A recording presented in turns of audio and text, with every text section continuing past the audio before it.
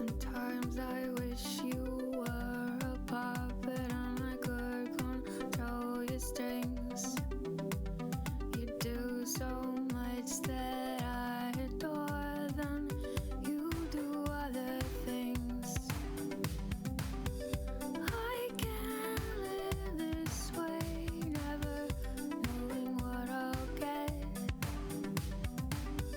So I guess what I'm saying is that I really quit. You do this and then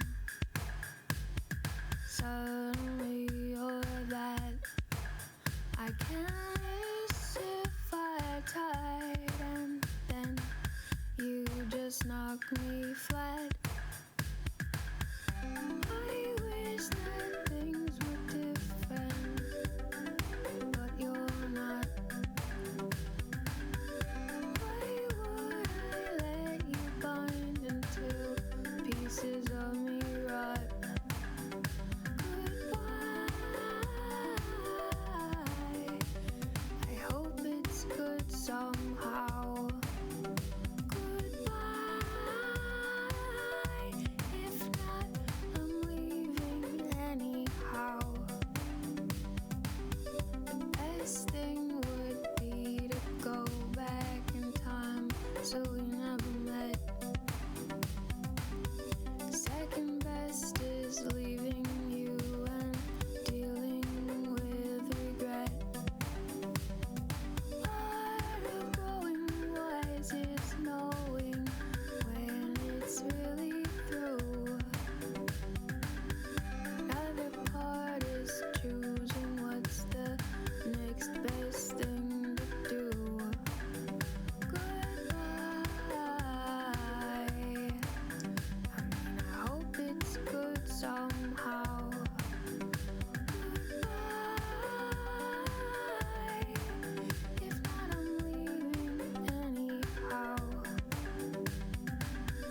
Just 'cause it isn't all bad doesn't mean it wasn't bad. Just 'cause I wasn't always sad doesn't mean I wasn't sad. If you would just control yourself when you get super mad, but you couldn't and you didn't, so the past is all we had. Goodbye. I hope it's good somehow. Goodbye. If not, leave me anyhow. Leaving anyhow. Hello, everybody. Happy Wednesday.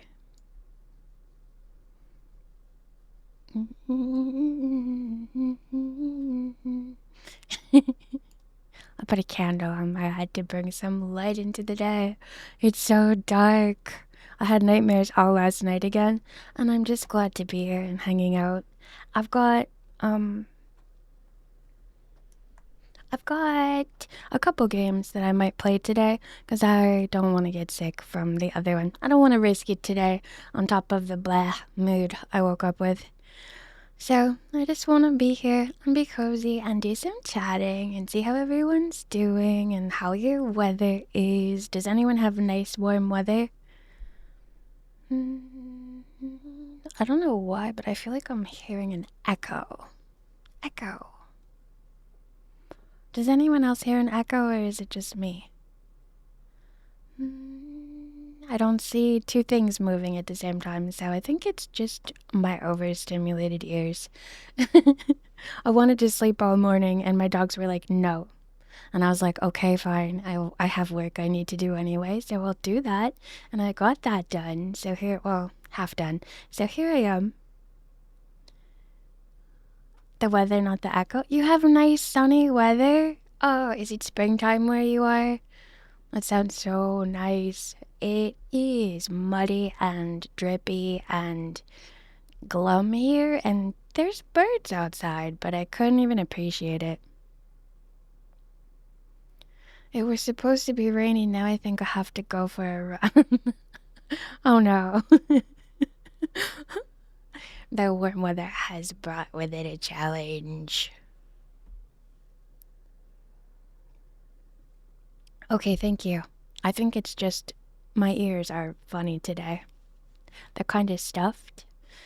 I don't know. I'm a wreck, but it's a slight wreck and I'll be fine. It's just one of those days, and I'm glad that my bad days aren't that terrible. So I'm just I'm just highly sensitive to things. Thank you for the head pat. Thank you, thank you. My dogs are happy today because well, one of them finished eating and then came and like asked for seconds. And I was like, that's so unusual, but it's adorable. So here you go. Normally, when he wants something, he just like stands somewhere just out of my view and barks like, bah, bah. This time he came and stared at me and then like sat down and was just like wagging his tail. And I was like, you want more breakfast, don't you? Yep, he got the seconds. Yep, he did. They're both kind of like, we don't have a strict routine. They remind me when they're hungry. Unfortunately, they're like healthy sized, so I don't know if they would get unhealthy sized if I just like poured a big bowl of food on the ground, but I think one of them would end up being the one that was king of the food bowl and the other one would never get to eat. So I just feed them like when it's their mealtime. Try and make them do a little trick for it, and then it's like, yeah, you earned yourself a big bowl of this food you eat every day. Go work. Although I usually like put extra stuff in it, like from either yesterday's meal or what I'm having later or my lunch, just so that they have like a little bit of fun stuff. Yeah, I don't think they did know, and now they know, and I'm kind of. Hopefully, that's not an everyday thing, because maybe then they won't have the little healthy size and they'll become roly poly dogs. Oh, speaking of roly poly, I saw something really cute today. I didn't fact check it because it's a sort of a meme. So here it comes. Let me just change the properties on this. Download. Unfact checked, but that's like the point of this meme. Finally, some good news. Study reveals dinosaurs were fluffier, more bird like, and chubbier than movies suggest. And then they were like, I refuse to look into this any further, as this is now my emotional support fact. Don't they look so cute? Imagine Ark if all the dinos looked like this. I'd be like, I'm being killed, but I don't care. It's so cute. I only have cats and they've never been fed before. I've heard the rumors about some cats. The visitor cat has been coming 3 days in a row now, and I keep checking outside to see if he's there again. 'Cause he seems to be like out of whoever took care of him in the winter. He's back on the prowl again. Cute, but not true IRL. It can be true in your world, though. Thank you, Doc. I didn't think it was, but I still like it. I like imagining it. The cats that powerfully walk cats, they just think they never ate because they're like little hungry seconds and thirds and fourth and fifth breakfast helping askers, I bet. According to me, they eat cat food. To them, nothing ever. Emptiness and void. Yep. They're just craving like fresh fish that they get to catch themselves and stuff like that. Cats are mysterious. The one that comes and visits, his favorite food is tuna fish, and his next favorite food is like just a regular raw egg. And then his third favorite is meat that doesn't have any spice on it. If you have put pepper on the meat, it is no good. He will not eat it. So he won't have like ground meat that you were cooking to make tacos or anything like that. Only nothing but the meat. Oh, yeah, and the egg has to be cold from the refrigerator. It cannot be having sat out on the counter. And same thing with the meat and stuff. He doesn't like if it's warm. It's gotta be room temperature or cold. He's interestingly picky. Like, Steph, my dogs would be like, why, thank you. I'll have more and more and more of that. He's like, no, thank you. But I appreciate the sentiment. Speaking of dinosaurs, did you like that T-Rex had the best eyesight of any animal we know to have ever existed? Makes sense why it was the apex predator? How did they figure that out? That's so interesting. Yo, that's a picky eater dog. Yeah, my dogs will eat anything, including chocolate bars that they find on the top of the dresser.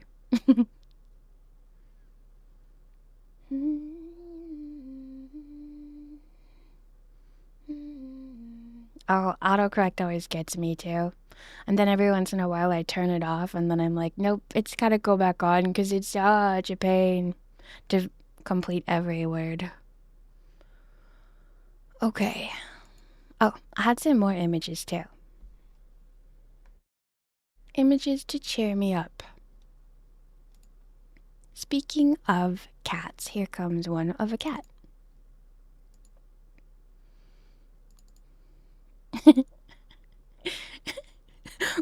I don't know if this picture is doctored or if cats can actually do that, but that is like such a perfect bottle-shaped cat. Like, how? And he's like lurking there. On the videos that are on YouTube of cats, they're always like falling into the bathtub or like trying to get into the shower and stuff. It's kind of neat that they don't hate water as much as I thought.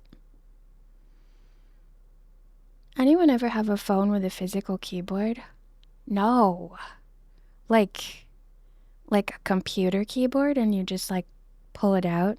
Because my iPad has a magical keyboard that I use because I do my writing on my iPad a lot. So it's like a whole keyboard, but it doesn't click. It's very soft and quiet. It's like little. Hey, have you seen the cat shampoo? It kind of looks a little bit like almost like scared, but also like wise. I don't know. I'm trying to figure out what its expression is. Let me zoom in on it.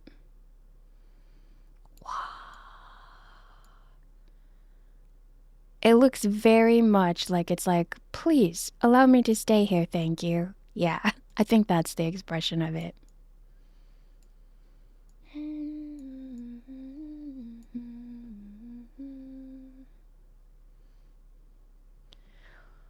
Surprisingly, there's a lot of stuff they can learn from the eye sockets and the fossil comparing to other knowledge we have.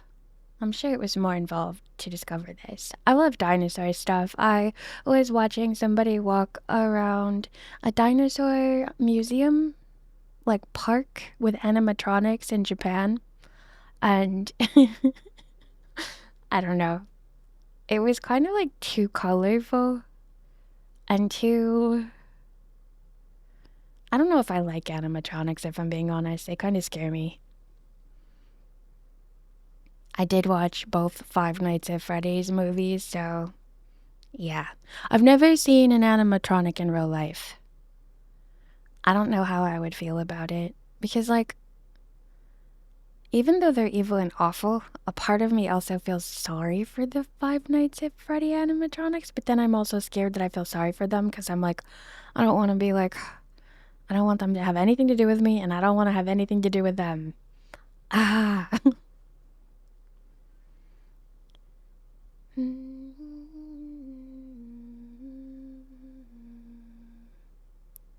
What? How big was the keyboard? Like as big as the phone? Slide phones. Oh, yeah. I should have rewatched the first one because I was confused the whole time. I was like, wait, who is that? Wait, who is that?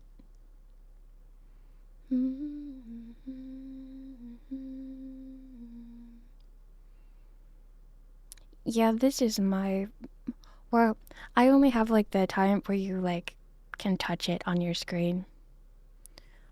And a lot of the time I don't look when I'm typing. And then I end up with like a weird word and then I'm like, ugh, come on.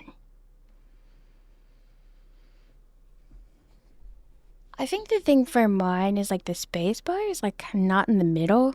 It's like on that second half of the screen. So like where my thumbs think the words are, they're not always there. It's usually a space bar. I'm very, very wishing that that Adventure Time game didn't make me sick. It made me sick, like, I was kind of sick for the rest of the night, and so I'm scared to play it today. I might give it another try tomorrow, but I want to let it rest today because I already woke up on the wrong side of the bed. I woke up so grumpy, like, oh, why is it still winter? Why is it still dark outside? Why? Why do I feel like this? Why am I only thinking of grumpy stuff?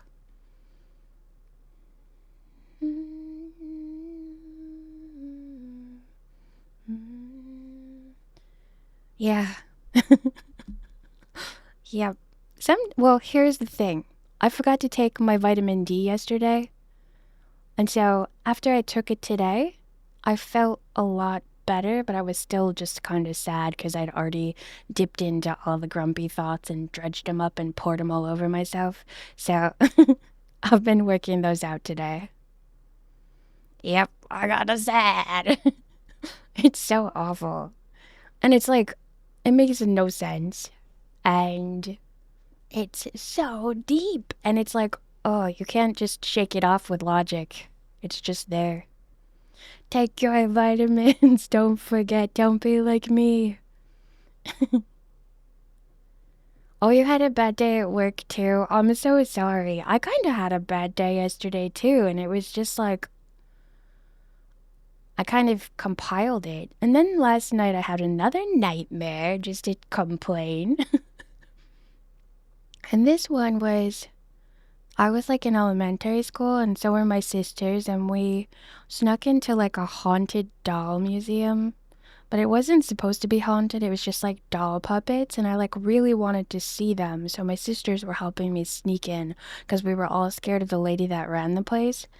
And so we snuck in.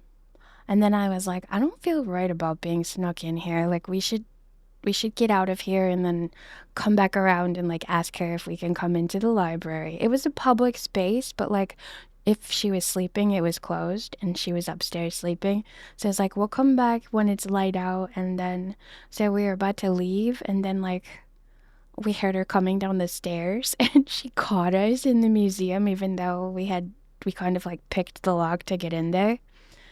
And yeah, the brain chemistry, because I think I produce a lot of serotonin, so when I can't produce it, oh my gosh, I don't know what to do with myself. And the only vitamins I take are the vitamin D, so it's hard for me to remember. And then I'll be like, why do I feel like the world is ending and nothing's right and I'm a failure? And then I'm like, oh yeah, vitamin D, and then it goes away.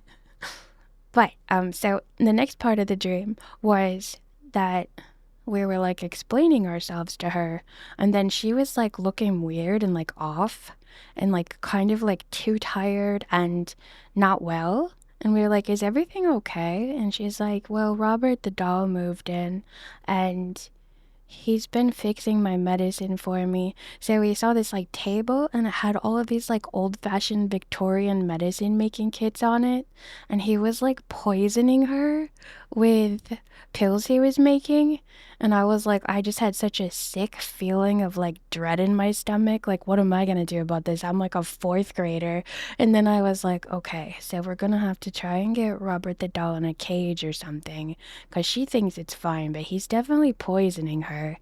And then what happened next was we went into another part of our house while we were like waiting for her to go back to bed. Apparently, this library was like next door to us. This is all just a dream. This isn't real. And then And then, well, it felt real to me. I lived this like it was real, but it's not like in this reality real. And then, so she's there and she's, like going to bed, like wandering off, kind of like senile. Oh, yeah, no, I'm so sorry. It's like the wrong moment to walk in on. I'm just talking about my dream because it was very linear, so, and I remember all the pieces of it. So then I'm standing in my kitchen and all the windows are open and the blinds are up and it's nighttime. Hello, Drew. I'm just talking about a dream. This isn't real, so don't get worried. And then I heard whistling and it was like so scary. It made my blood run cold. And it was coming from like all directions in the dark of the yard. And I was like trying to get a hold of my sisters. And then I was like trying to figure out like how to call an emergency service on our phone. And because I was just like mind blank because I was so scared about the whistling in the yard. And then one of my sisters came down and she's like, okay, I got it. I'll call 911 and you um, go see if you can find the old lady. And then I looked up and there was like a skylight in my living room, which is not how it's built. My living room is in the downstairs. So I look up and there was this humongous raven that was actually a demon. And it went to the bathroom on the window, the skylight above my head, and then it was like, and that's a threat. And then I was just like sweating with terror, and then the whistling people were coming closer, and the emergency services were like an hour away, and we had to go get the lady, and then I woke up. Thank goodness. Ah, and that was my dream. Thank you, Mel. Thank you, thank you. I needed some warmth and cheer today, so I candled my head up. Thank you, thank you. Well, at least my dreams make me a better writer because I can come out of them and be like, well, I experienced that now. But yeah, it's kind of exhausting because, like, a lot of times if I go through a run of them for like a week or more, I feel like I haven't slept because that's just one dream. And then if I were to go back to bed in the same mood, I'll go back right into that same dream world and have to like continue the story. Not always right from where it picked off. Sometimes time has passed and I just have to like pick up from where that is, or sometimes I'll be someone else in the world. In yesterday's dream, there was like, not yesterday, but the day before, there was like somebody singing a sad musical about how nobody liked them.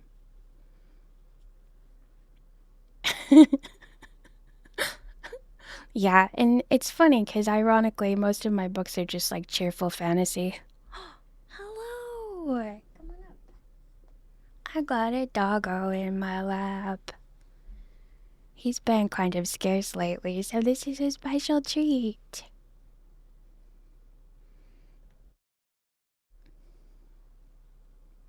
Just gotta let him get comfy, or he'll growl at me. There you go, buddy. I wonder if dogs get seasonal depression too, because we've all been cooped up and it's not been any sun. He's getting all of the pets. This guy is so cute. He's got a little green hoodie sweater on. He's under the blanket now. I keep one in like little sweaters all winter because he's littler. Littler and scrawnier, and I have to give him haircuts so his hair gets all tangled. The other one's very easy grooming wise, and this one is a little bit more wild and complicated.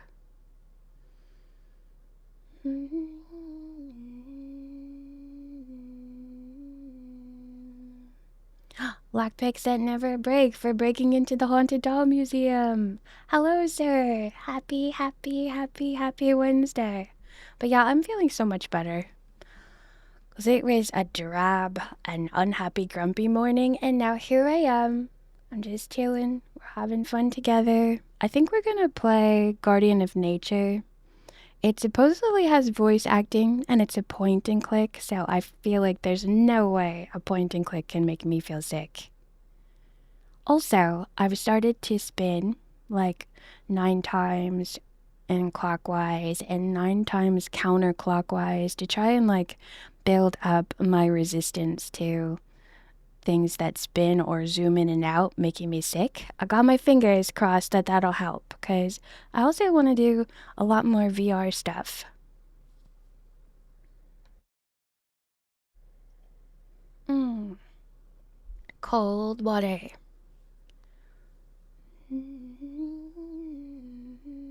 Funnily enough, too, it's actually warm out, and I still feel like it's in the drabbest, darkest part of winter.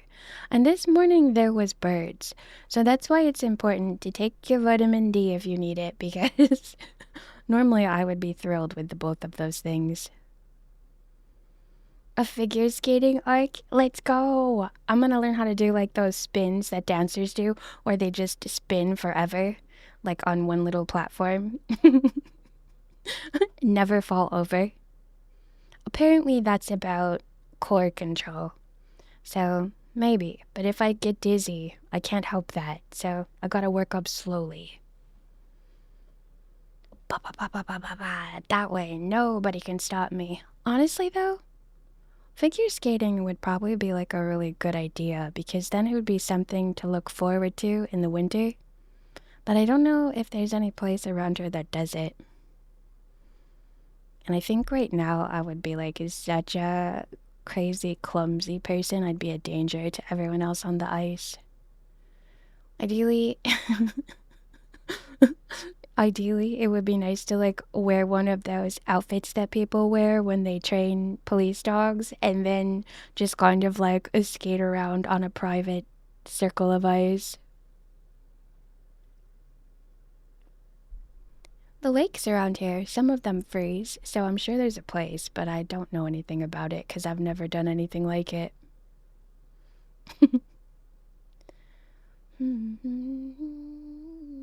Yeah, like a big bubble suit. Could you imagine how fun that would be? Like being able to fall down and then just bounce back up. Ah, that would make winter the best season ever. I really do love sledding, but I'm in a flat area now and there's no place to sled, so the only thing that's nice about winter is that you get a little bit more time for gaming.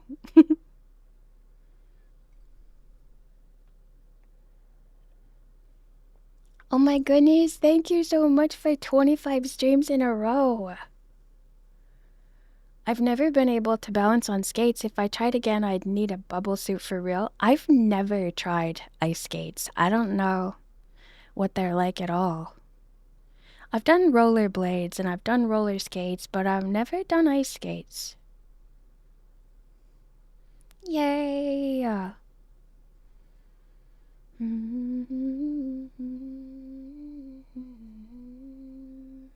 I've been playing a lot of The Forest, which has been helpful because although it's kind of a scary game, it's also a really cozy game to me.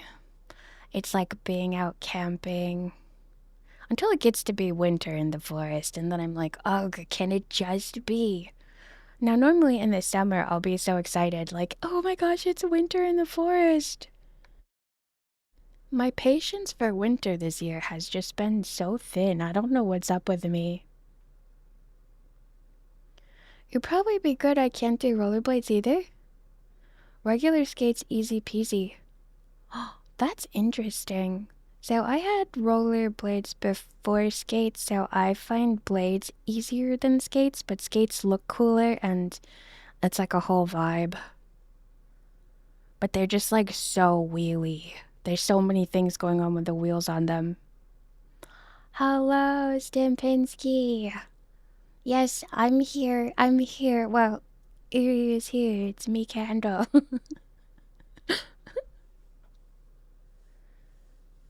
I like my sisters and I fell into like an obsession like randomly for a month of watching roller derby people on YouTube, and their skates were so cool and their personalities and everything, but it was like so violent, so I can't imagine ever doing that.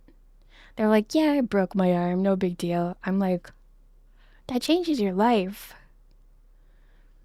My shoulder is finally getting better. Yay! I'm so glad. Did you wake up with it feeling better? Spent over 7 hours in the brine bath and steam. That's the way to do it. Water is magic. But yeah, I was definitely one of the people that was like, this style is so cool, and they're having so much fun together, and their team seems so nice. But I could never do that because it's way too violent and scary. Oh my gosh, Doc, I can't imagine. Yeah, being in the water is the best. I love having a bath and having really hot water in it and then reading a book and then being like red as a lobster when it's time to get out. That's like the best feeling. Like, oh man, I want to finish this chapter, but I'm gonna die if I stay in hot water any longer. That is luxury.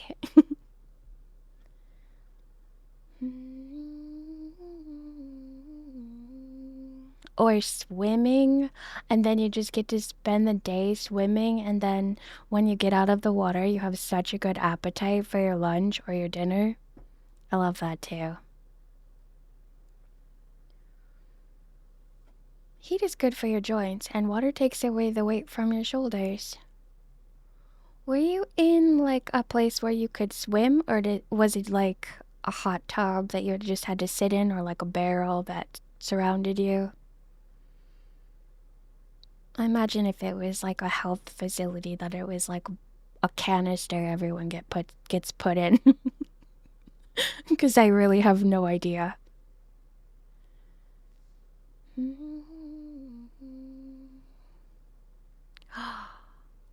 The day you could straighten your arm, I can't imagine not being able to straighten an arm. Wow.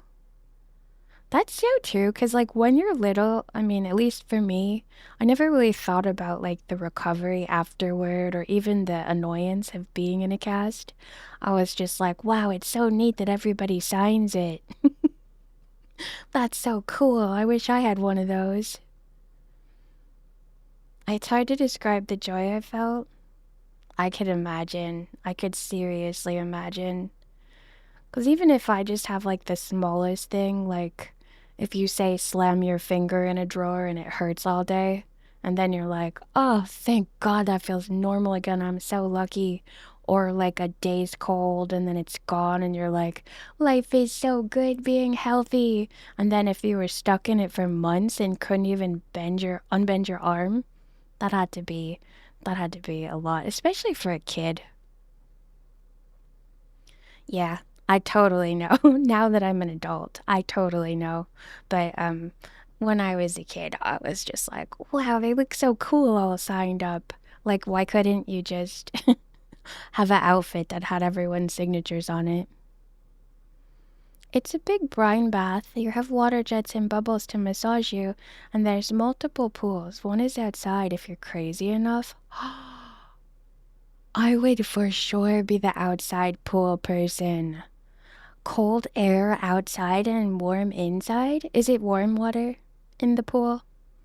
That would be me for sure. Someday I want to have a bath outside or like a hot tub or something, or just experience it because it seems so magical. Yeah, I would like that. That's something that I know I would like. The final few weeks was no cast, but still keeping arm in a sling. Doctor told me I can straighten it when it feels right. I just got to, oh, I see. So, so you kind of pushed the envelope a little and straightened it a little early, are you saying? Because I would have too. For me, it would feel wrong to not have it straightened. Did you have to be extra careful of it for a long time so that it didn't re-break? That's another thing I've heard about them.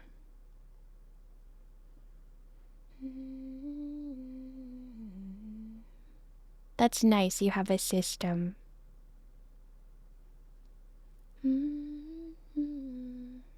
Oh, it's also been kind of foggy here, which is neat. I don't appreciate that enough. I do love foggy weather. It's kind of rare in New York. Like, it happens maybe like 2 weeks out of the year. Not all at once, but like 2 weeks worth of days. And so whenever it's foggy, I'm always really excited because I used to read books when I was little where people would go into the fog and explore another land and then like come home for dinner.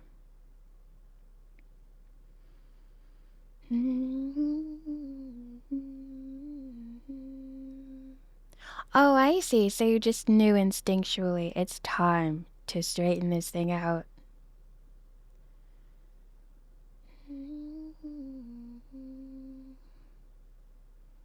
Oh my gosh, that's awful that that's how it happened. Because, yeah, like normally every kid that ever broke their arm or their leg or anything at my school, it was always from falling out of a tree. There was like three of them. Not the salty water.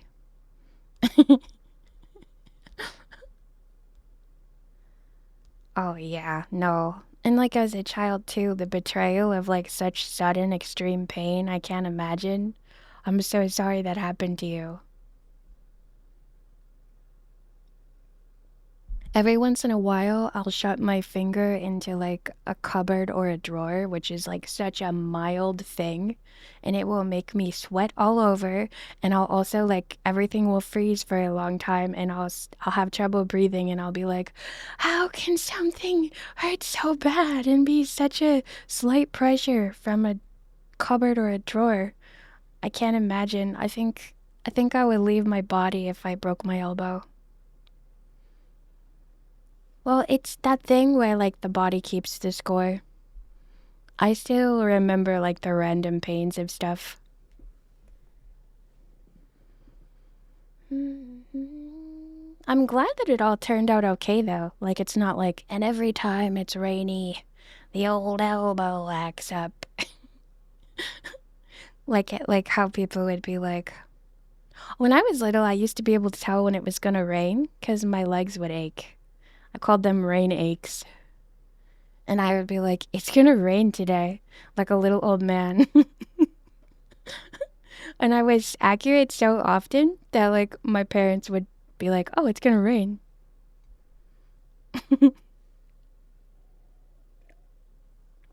It's funny, I just remembered that, but that used to definitely be a thing. My legs are aching today. The rains are coming.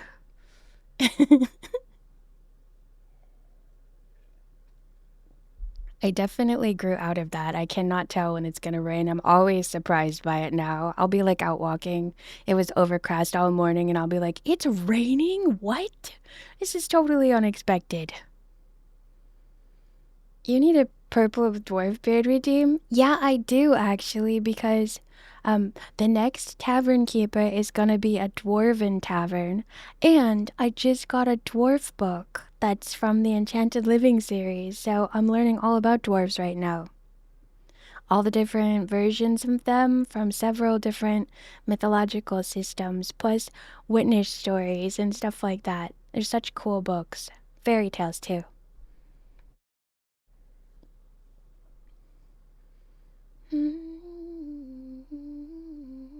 Yeah, that makes a lot of sense. Very much sense.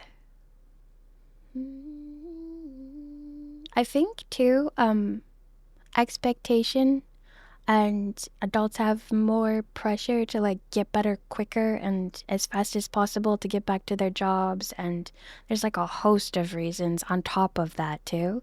So I hope that everyone that's recovering from things takes that into consideration and is gentle with themselves and make sure that you actually heal for real. Take the time because your health is priceless and everything will work out. I think the most important thing in life is a positive attitude, and everything else kind of gets benefit from that.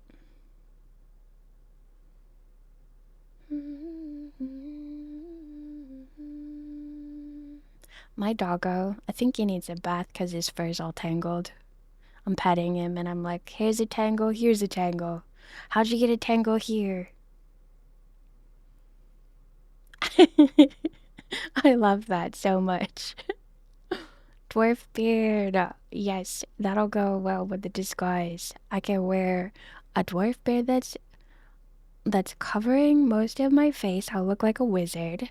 And then also dwarf ears maybe, because that's part of the aesthetic. Maybe like a nose on it too. He likes the movie Tangled. He is like the lizard. He's that color sweater right now.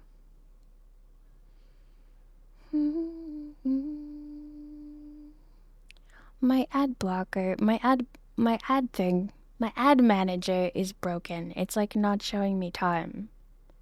So I apologize if an ad is running or if I miss an ad, because normally it gives me a countdown and it is not. Maybe if I close it and then open it back up again and pop out wise. Oh yeah, that'll work. 16 minutes, we're good. I was worried one was running right now. I try to AFK during them because it makes me jump up and walk around and make sure I have enough fluids and stuff, because I tend to forget my body when I'm playing games sometimes. And then also, it gets rid of the pre-roll.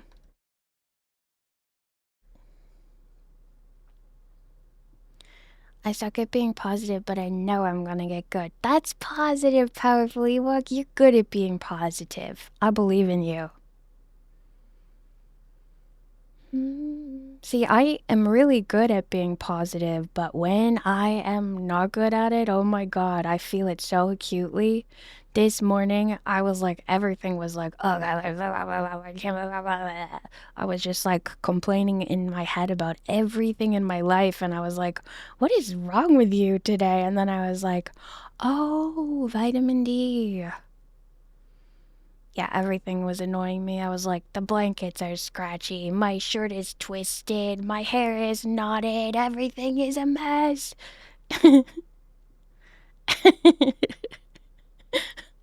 Yeah, I feel it that way too.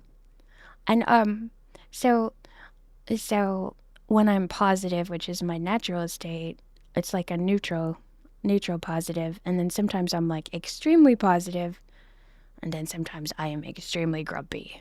It's rare, and I detest it, but it's a natural part of life.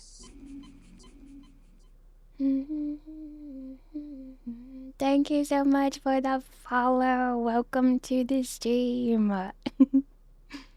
And then, also, hello, hello. I love your little emote. I, um, I normally write in a book everything that's good, and then it's like easy for me to feel how happy and appreciative I am of those things.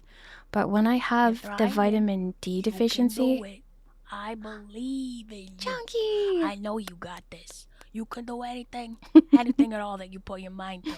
Don't ever doubt it. Never. Okay, I'll never doubt it. Oh, hello everybody. Shut I hope that you're hydrated. Take a couple sips on me. And I hope that you're stretching and taking care of your bodies. It's very important. I'll see you later. Oh, Doc, that's the worst.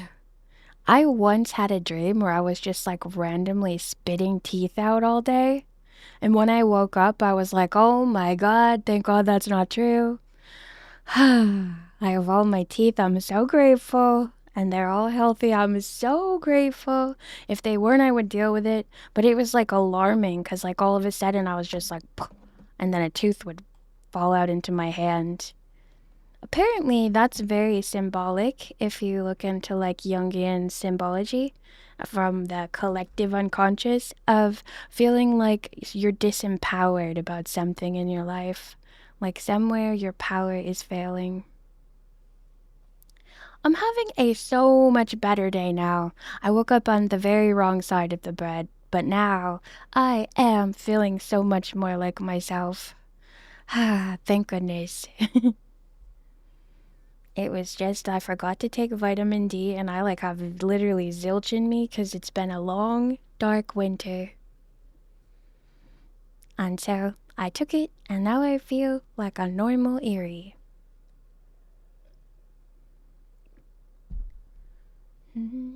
So when you woke up, did you know right away that everything was fine, or did it take a second to be like, oh yeah, that was just a dream?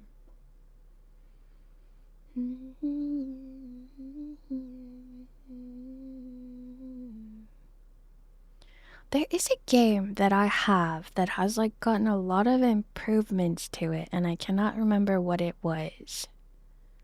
But I think today we're gonna play Guardian of Nature because oh my gosh, the ad manager is broken again.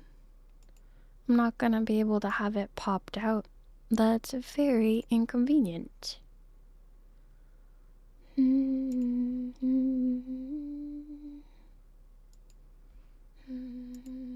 Well, I can put it over there. I rearranged everything for it.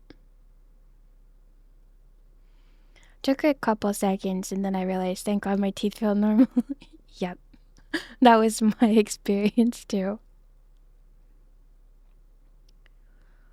Oh, that's so fun, Link. It's like a good, fun book haul day. I just had a book. I ordered a used book from Amazon that's like Dwarves Enchanted Living series, and I'm so excited. I've only read 3 pages of it so far, but I'm like savoring it. I've read the other ones from this series about probably 5 times each because I just reread them all the time randomly. They're fairy stories and lots of pictures, and it's just nice. I think I need to spend more time away from the screen than I've been doing. My hobbies used to all be away from the screen, and now they're all on the screen. So, I've been feeling the effects of that, I think. That might be why I'm having such a hard winter. And the dream, they were slowly loosening. Oh, that's actually super scary because then it's like, oh, I shouldn't do that. And then you're kind of like hoping that they'll return to being fine.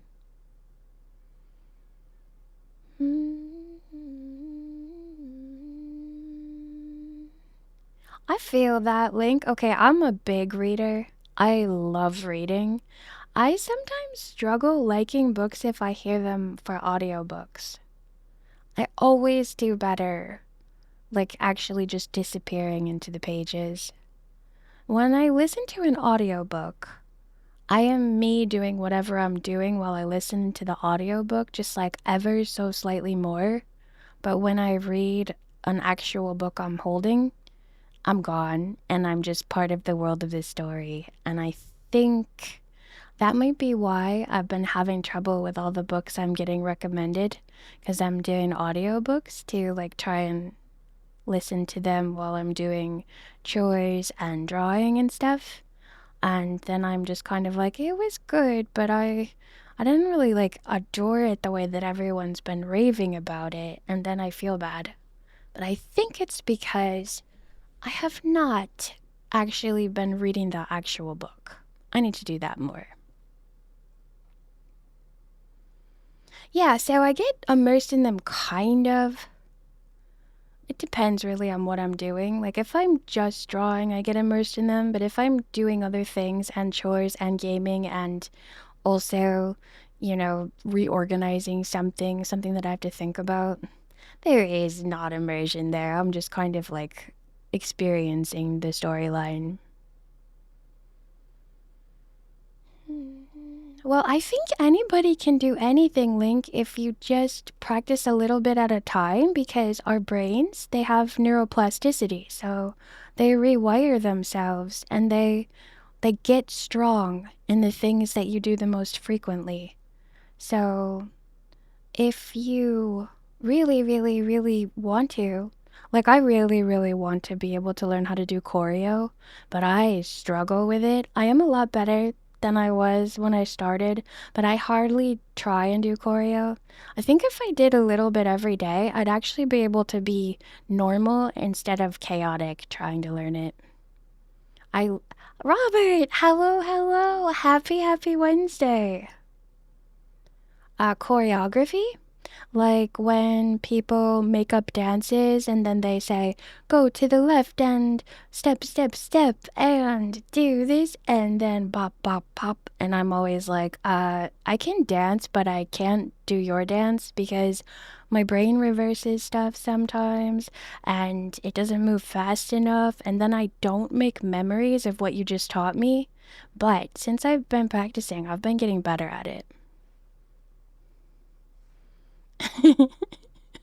Yeah, I saw like a bumper sticker that was like the microplastics and me bow to the microplastics in you.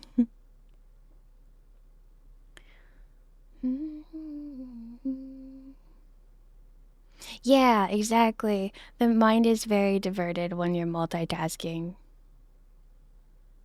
Sometimes I do cook while I'm reading a book. Like if I have to stir something, I'll just be stirring it while I'm reading a book. And every once in a while, if I'm really into a book, I will read it while I'm walking, and that's not down the road or anything, but like from one room to the other. I'll just be like reading it because I just can't stand to put it down for a second. But mostly, I definitely am either taking a bath or laying in bed or sitting outside reading, not like doing drawing, organizing stuff, washing the dishes. Yeah, choreography is hard. It's very hard for my brain. I don't have the tracks for it as much as I wish I did, but I have more than I did when I started. I used to have zero. I used to have complete blankness for the choreography portion of a brain, but now I have like 10%, and I'm really excited about that.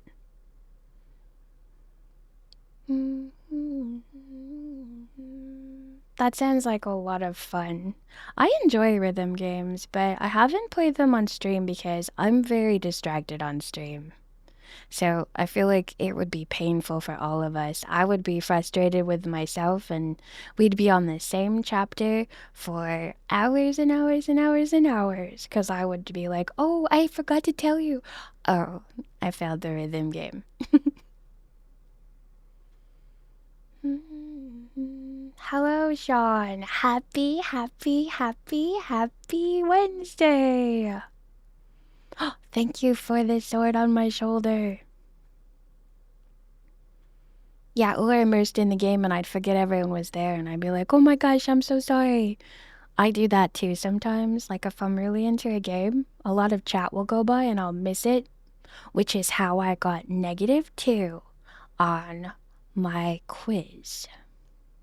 Raw. 8-2, chat versus Erie. It's Thursday for you. Happy Thursday!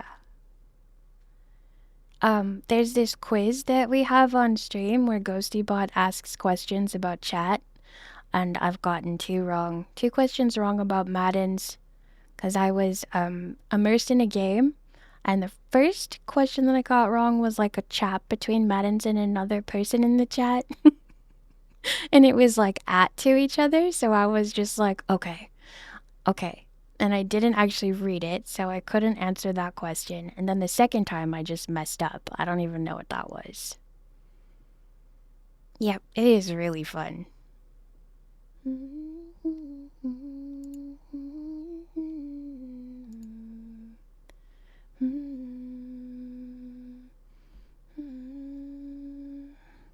Doggo, you can jump down if you want to. You don't have to be sweating.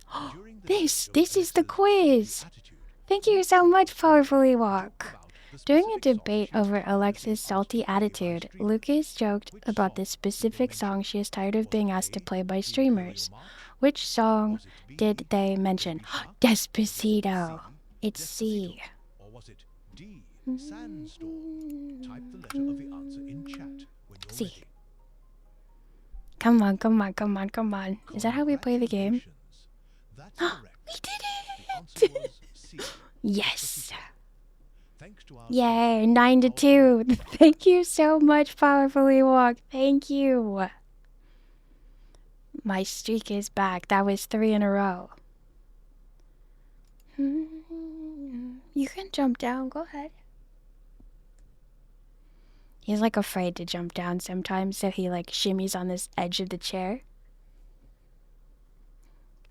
So I think you do answer two, and if I get it wrong and you get it right, then you get it. But I think if I get it right, I always get it, is how it's been turning out, which is kind of unfair. But yeah, it's kind of like stacked in my favor in a way. But I could very easily also get it wrong. I've gotten it wrong twice. Yep, it's a little rigged. I don't have a time limit for how long I can do it, I don't think. Or at least I haven't hit it yet. Yeah, it's a little streamer privilege there. Okay, it's time for a 3-minute ad break. I will be right back.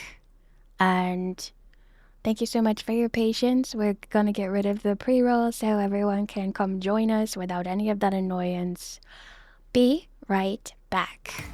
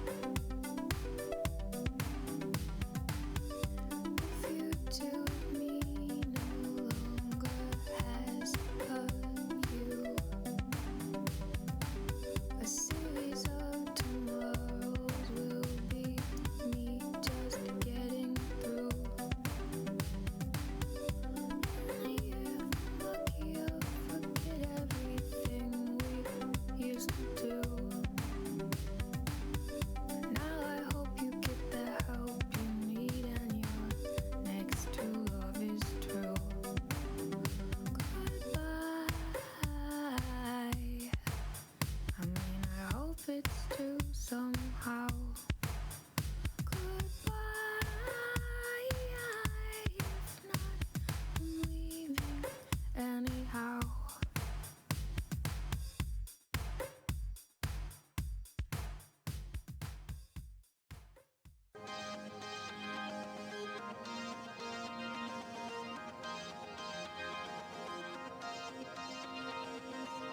Let's hit the road and keep on driving. When I'm with you, I am home. I wanna see the street lights reflected in the road. Red and green in the glow. Sometimes I just need a taste. Sometimes I can't bear change at all. I am a creature of emotion.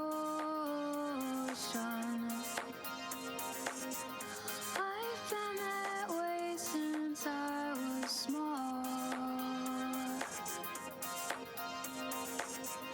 Let's hit the road and keep driving. When I'm with you, I am home. Let's go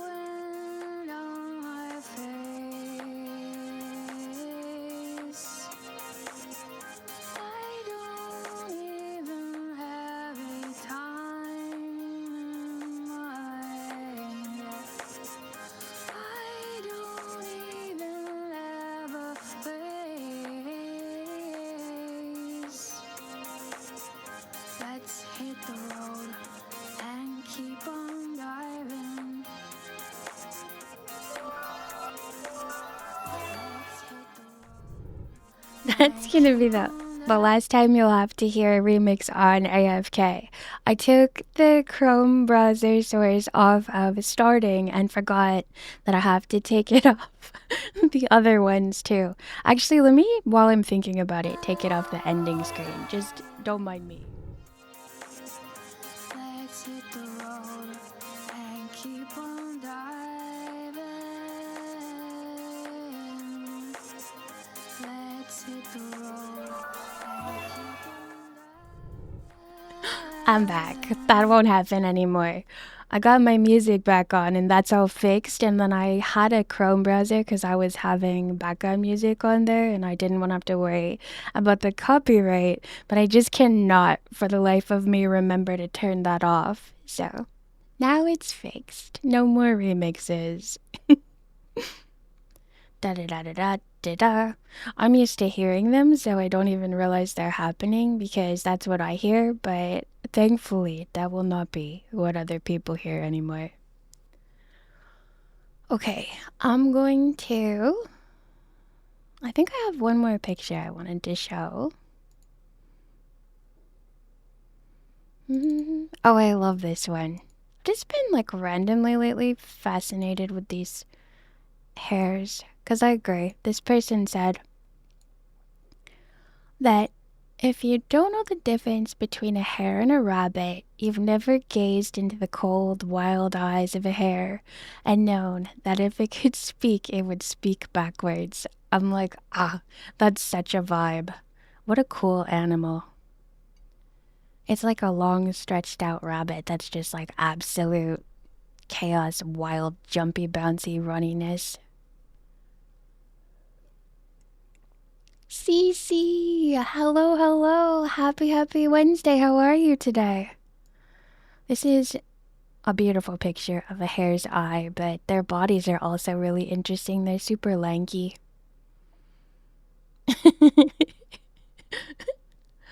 But also there's myths and stuff that I think it's like a witch lives in a certain culture for 21 years and then she turns into a hare for the next 21 and then she turns back into a witch and then she turns back into a hare and so on and so forth till the end of time. So like other people have noticed that these creatures are also mysterious and magnificent and a little bit spooky. You're so sweet. Thank you, Cece. How is everything going? I hope you've been having a nice week.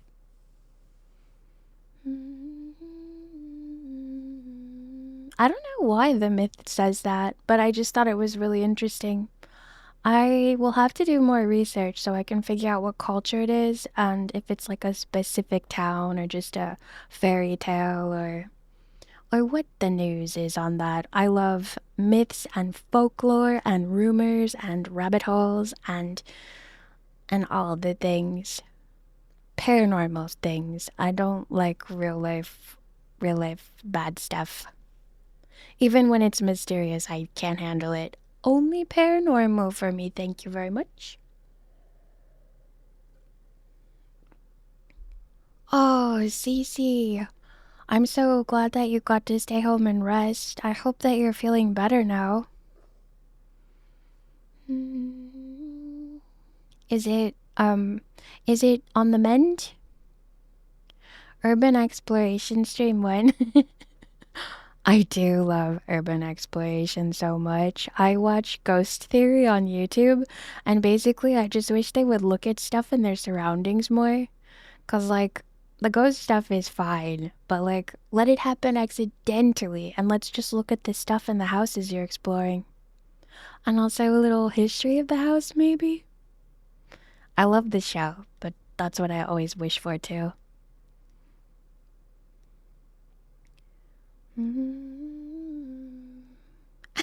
No, I haven't, Doc, but that's amazing. It starts grooving. It's Edith the Owl Lady in real life. I'm glad that they sing to get rid of it. They didn't, like, try and harm it. That's very wholesome. Vampire, hello! Happy Wednesday! I do watch the Ghost Files sometimes with Ryan and Shane. I've watched, more of, I think, Ryan. He's the smaller one, right? I've watched more of him doing things alone. I found that, and then I found that they were actually a channel that they did things together. So I watched a few of those too. Oh, Cece. Oh my gosh. So it was something very serious. I'm so glad that you're on the mend. I'm sending you all the good vibes. You are such an important person in all our lives, so we need you to be healthy, and I'm so glad that you have Dao to wait on you when you're down and out. Oh, buddy, my doggo is making little sad noises. You're going to a birthday party today? That's so fun. Is it 2 different birthday parties, or is it a friend that celebrates several times? That's so cozy. I love birthday parties. Did you sing the birthday song? The birthday song that when it's being sung to you, you like don't know where to look or what to do. Sphinx you, happy Wednesday. Oh, thank you, Doc. Thank you. Yeah, birthday parties are the best. The last birthday party I went to wasn't like physical so much, but it was Saf's birthday, and we had like lemonade and we played Discord all together, and it was just amazing, and we all had snacks and we talked about them. Thank you for the mushy moment and the bunny break. Thank you. It's turned out to be such a good day today. Even in spite of 2 days worth of nightmares in one night, and also my grumpy mood this morning, it's gone. You love when you get the birthday song sung? I do too. I really do. Like, I love when my family does, because I love my family so much, and it's just like a tradition, but I still feel kind of like embarrassed, and I'm like, yeah, I'm working on my balance. I've been doing spinning to try and build up a tolerance so that I can play the Adventure Time game eventually. I don't dare play it yet today. I was sick until bedtime last night, just mildly.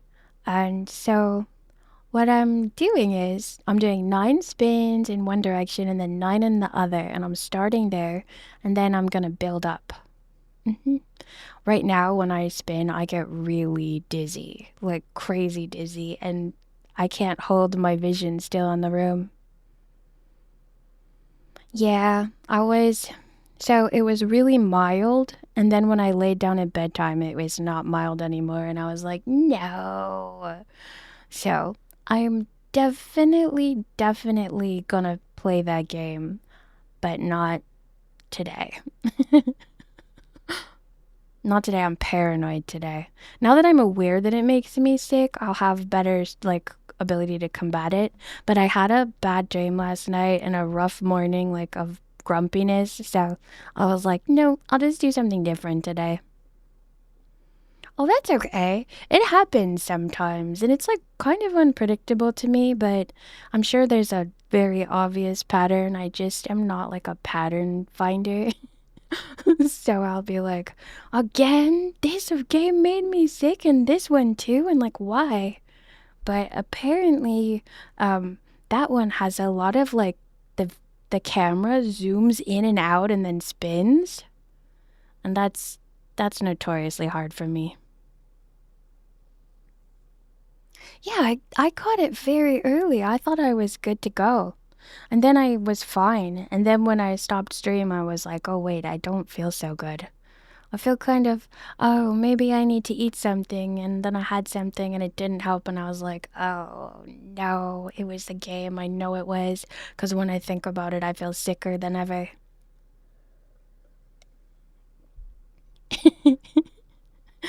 Yep. But it's okay, because it's a good game. We're going to get back there. And basically, I'm going to cure the fact that every game makes me sick. I'm going to figure it out. And then I'm going to make a video detailing the cure process for anyone who also suffers from the same problem. Exactly the same problem, because I know there's nuances.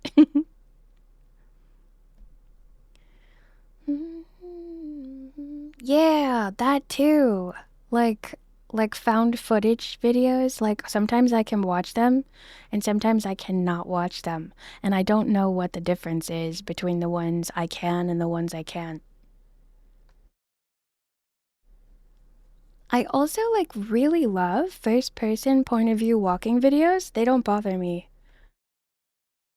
But I will get bothered if somebody switches the shot of their camera too frequently from close up to them and far away from them. Oh no, vampire, no. Light sensitivity. I have trouble seeing outside when it's really sunny in the summer. When I cross a parking lot where the light just reflects all over from all the cars and even from the pavement, which is gray colored instead of like dark, so it doesn't just fully absorb it, I cannot see sometimes at all. Like, I have to hold on to whoever I'm with so that I can figure out where I need to go if I go to the store at noon in the summer. That's the worst of my light sensitivity. I don't get migraines, thank goodness. I also had trouble watching Star Wars, like the newer ones on Disney, because there was a lot of lasers flashing, so I had to wear sunglasses when I watched that.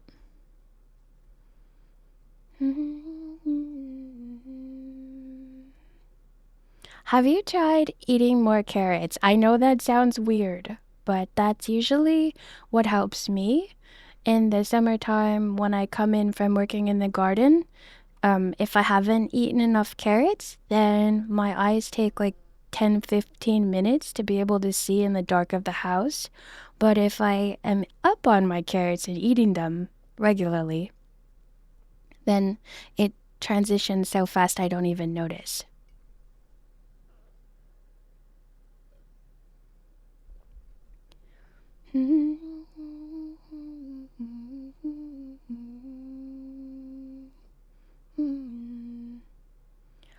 Oh, yeah. Well, I haven't. Have you watched the Christmas special from like I think the 70s or 80s? And it's got um the family of Wookiees. I love it so much. I watched it for the first time the year before last, and now it's like a tradition for me. I watch it. I know I'm the only person who likes it. Everyone else is like, oh, not that. And most people can't even finish it, but I love it. I love it so much. And it's like those 60s variety shows, but it's like actual legitimate Star Wars characters and actors, and there's a song, and there's like awkward silences, and it's just so good. It's like absolute gold. Yep. So I was having trouble sleeping and over the winter because the seasonal depression was starting and I was kind of having insomnia and I'd watch like, oh, I was also sick. So I was watching like 10 minutes of that and then like passing out and then I'd watch like 10 minutes more the next day. It was such a cozy memory. The director was a variety show guy. Yeah, you can tell. And he got like all of his variety show friends to like do the little dances and stuff.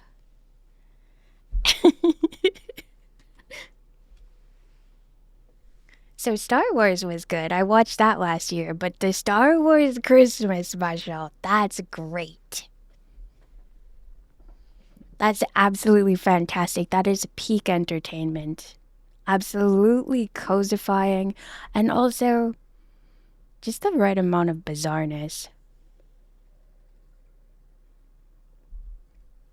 If I could make a variety show for Christmas, I think I would die happy.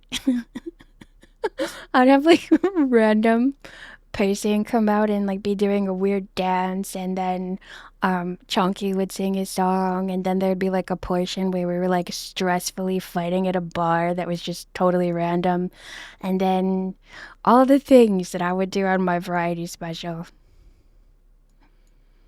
It was like so weird too because like in that show they go from they're at the treehouse and they're all like like awkward silences and making each other do chores and stuff. And then all of a sudden it's like a musical in a bar and it's like, I don't want to go home from the bar. There's a whole song about it.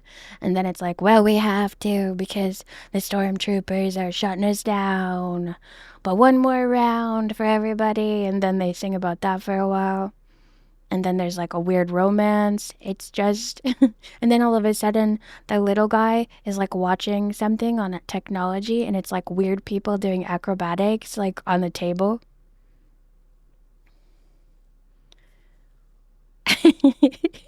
I think I like it because they're more uncanny. And then like it's because like all of a sudden they'll zoom in on their facial expressions and they'll just be like like at each other's faces, and then like there's no explanation. It's so good. Yeah, and the kid was very kind of creepy, and that's why I loved it. I think, and also practical effects, like, yeah, that was so good. Why don't they make more of those kinds of things nowadays? I feel like nothing's ever gonna be that exact good of a vibe, though. Because, like, nowadays they'll be too talented when they do stuff, and it won't be, like, as random and slapped together. Something else I'll love. Oh, I'm so excited. I'm still watching all of the old Muppet shows before I get to the new one, but I'm so excited that there's gonna be new Muppet shows. I hope they have the same vibe as the old ones. I got my fingers crossed. I hope they're not like too good and too polished. I hope they still feel like people just kind of like making the scene happen and then moving on because they can't afford to keep filming. Like, I hope there's that vibe, which is just magical and fun. Thank you so much, Doc. I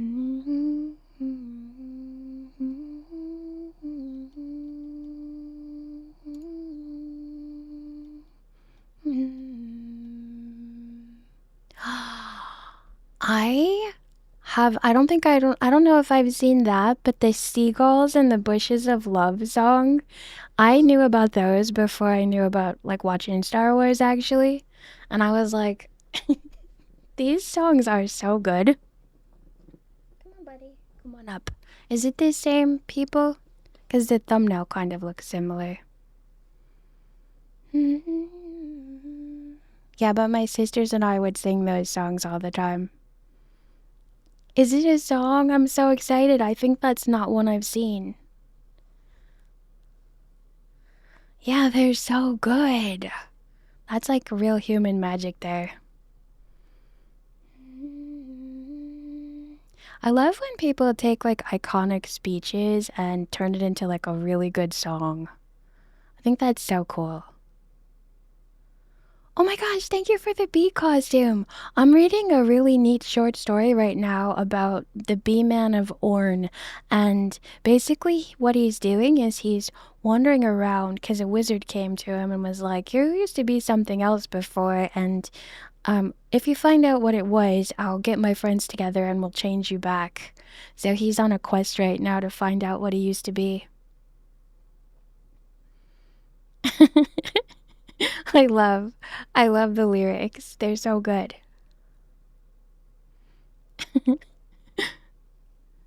But also like the songs are actually really good. Like we put them in music playlists because they're that good. It's like you like learn to sing them and you're just like vibing. You're not even like, haha, this is a funny song. You're like, this is a good one.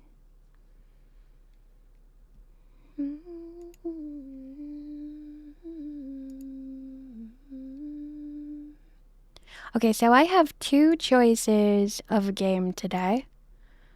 One is called Creature Kitchen, And that's a game where you cook different food for animals to try and take pictures of them. And the other one is a point and click called The Guardian of Nature. I'm gonna put their pictures in.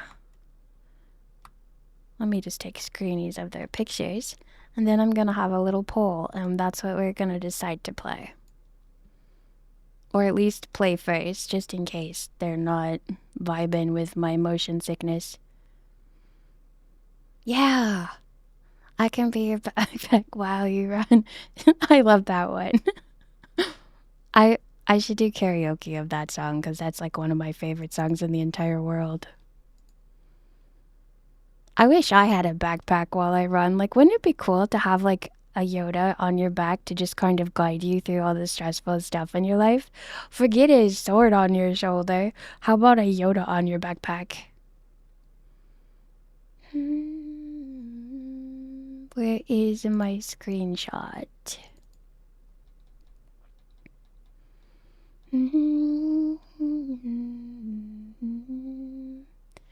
I think I just took a picture, but it's gone.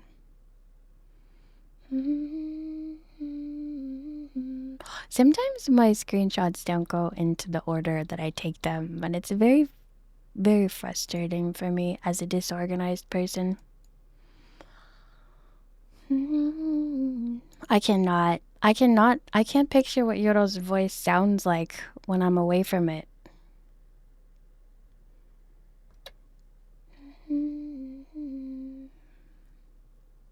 Okay, I'm gonna just take another screenshot.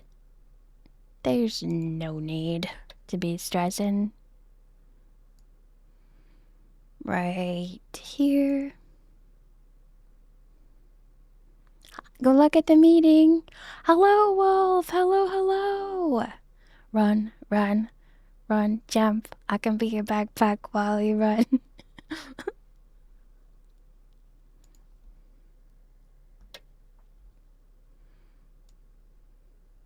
This is gonna be fun. We're gonna judge these games by their cover and then decide what we want to play. Do you need to get down again, you little struggly guy? I'll just raise this up so that you can fit under it.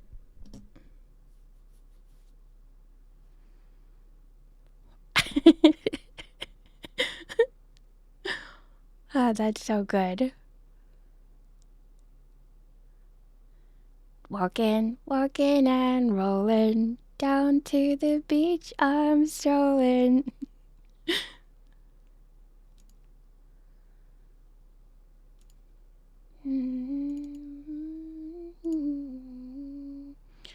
Pictures, screenshots. I got some really, really weird screenshots. I don't know why I took them, but I'm sure it was for a reason. Okay. Oh. Let me put another so we can have them next to each other.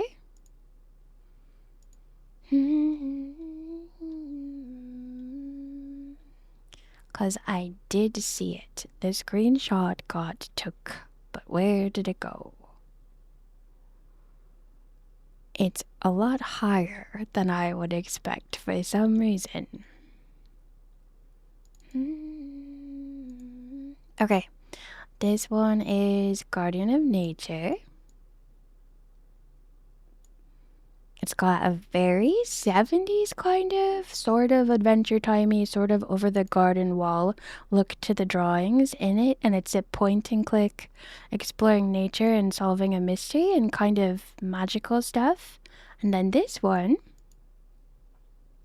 is Creature Kitchen, and it's got like cross point titling, really cozy elements, but it's also sort of spooky. And as you can see, the raccoon looks kind of scary, so it's the vibe of it too. And then you cook meals for them and find out what they like so that you can get pictures of them.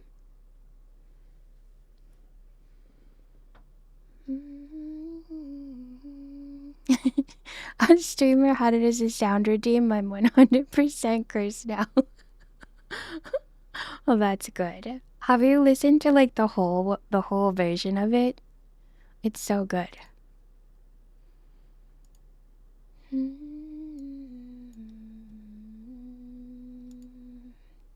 Yeah, it's like it's a vibe because it's like there's a key in there too, and it's also it's not a detailed picture because it's just a quick screenshot, but it's actually like cross stitch. So it's like somebody was like doing a little embroidery project while they were like waiting to feed their creatures. So both of these are a little weird and a little cozy, and I'm excited about both of them, so I can't decide. I'm gonna put up a poll.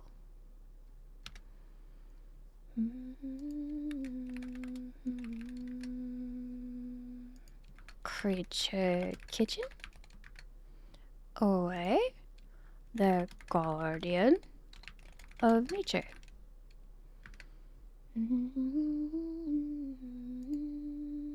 There. Someday, when you are older, you can get hit by a boulder. When you're lying there screaming, come help me, please. Seagulls will poke your knees. Ba ba, ba ba ba.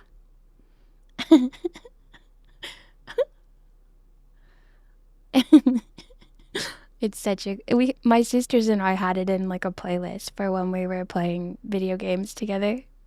We're like racing around in Mario Kart and listening to that song.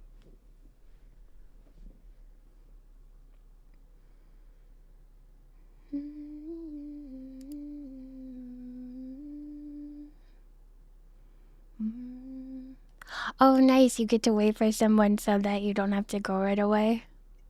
I'm always like that person that's like, I hope it gets canceled. Everyone is always like, oh, this person is late. And I'm always like secretly hopeful it will get canceled, even though that's ridiculous. And part of me is like, but then I'll just have to do it again the next day.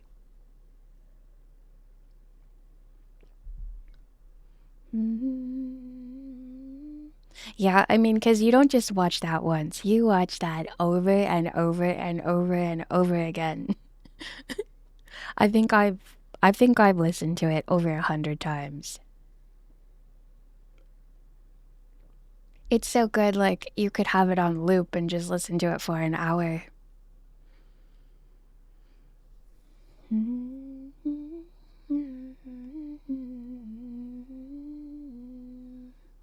Yep, that's the thing. You've always still got to do it later. There's like never anyone else to just do it because you didn't get to it because it got canceled.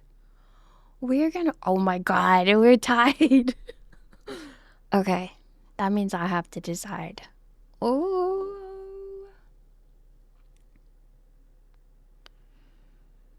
Okay, I think I'm gonna do the Guardian of Nature today and save the Creature Kitchen maybe for tomorrow if we defeat the Guardian of Nature today, because it seems more of a weekender game.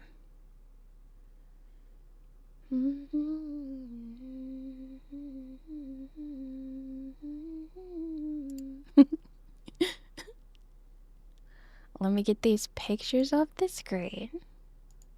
I love polls. I love doing them. Even if they turn out ties, they're so much fun because I used to be really scared of them and they're such a neat tool.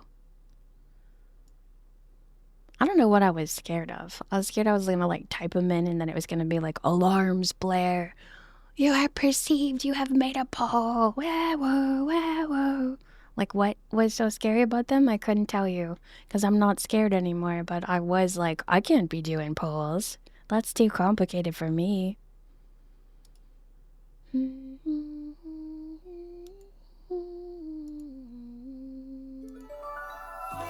Guardian of Nature. And I'll change my title. The Guardian of Nature.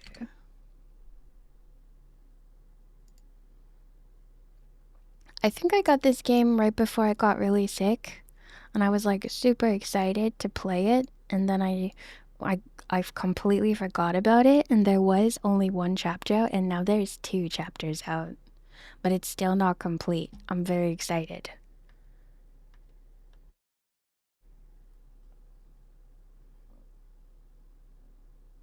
I got a process of things I need to do for this. We got to turn it from just chatting to the guardian of nature.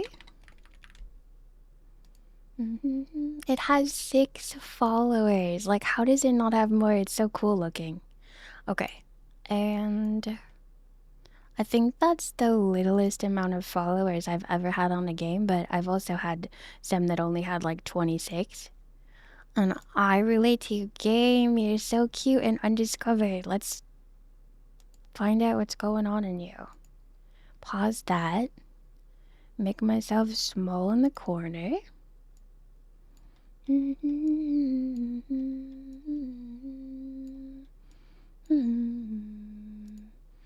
Also, if I beat this game, I get to make this hat that he's wearing. Alright, starting game capture. Guardian of nature. And then make sure that I've got the music in the game section. Da-na-na. Because the music seems really good. Okay. Are we capturing? No, but that might be because we need to go back to chatting and then back to game.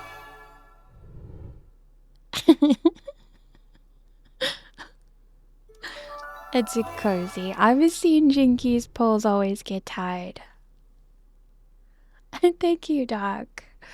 I just like singing and I love music. Thank you so much for the magic. Thank you, thank you. Thank you for the magic and the follow. Okay, look at this game. It's so cute. Like, look at how this tree is drawn. This looks like some of the drawings that are in the books that I just got. The dwarf one. They're like from the 70s or 60s, I think. They're kind of like the original Hobbit cartoon. Like the way the lines are. Just such a pleasant and pleasing art style. Okay, new game. And I like the music too. On an island and beneath the mist is a place where nature in perfect balance happens to exist. Covered with trees, plants, and animals so fine, overlooked by the giant tree of life as old as time. Its roots wind down far and deep into the ground, wrapped by mycelium, fungal threads all around. Accurate. Vital networks connecting the forest and its vegetation, enabling growth and warning others in case of vexation. These mycelial networks, so precious and vast, have been protected for generations by those who want them to last, by the guardians of nature who can change in size and have learned how to harness the energy that mycelium provides. For thousands of years, the island was unscathed until one day it was facing a big threat. Oh no. So one guardian of nature was about to find out that his most important adventure was about to start. Holy, this is so beautiful. Thank you for the stretch, thank you. I'm gonna stretch while I stare at this beautiful drawing right now. It has such a different style than most things I see, and I'm loving it, and I can't wait to draw it in my sketchbook. Let me just move my dog to the ground because he's like wiggly, like he wants to get down, but he's still up, but he wants to get down. I think he wants a drink. And then, reminds me of Ori or Secret of Mana. I don't know what's... Oh, is Secret of Mana also Ori? I know Ori though, and the vibe is definitely like that. Is the music too loud or just right? Also, I need to move it up. It's got voice acting, and apparently it also has cinemas, like little cinematics or whatever.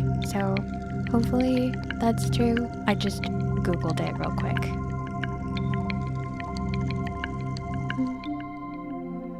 Oh, the controls are so easy. Just push to one side. Can I look at stuff? A little louder? Okay, hold on. Let me turn it down.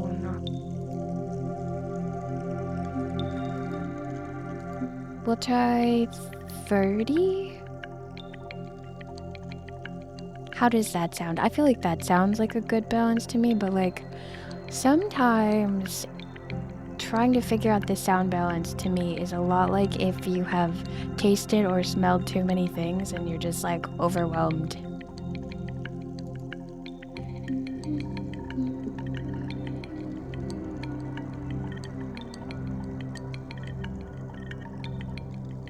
I love all the different flower types and details.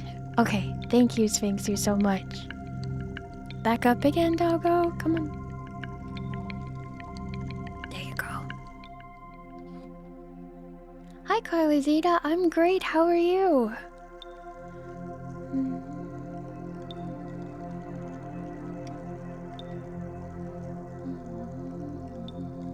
Right? And all the other drawings too?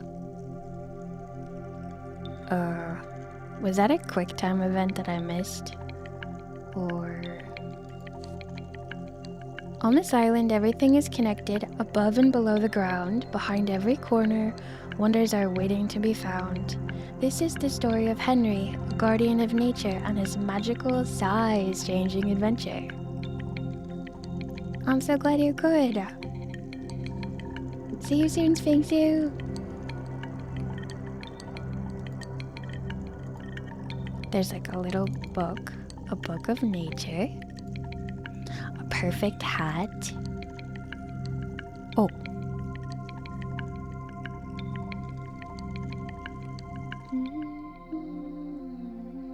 Now I'm tiny.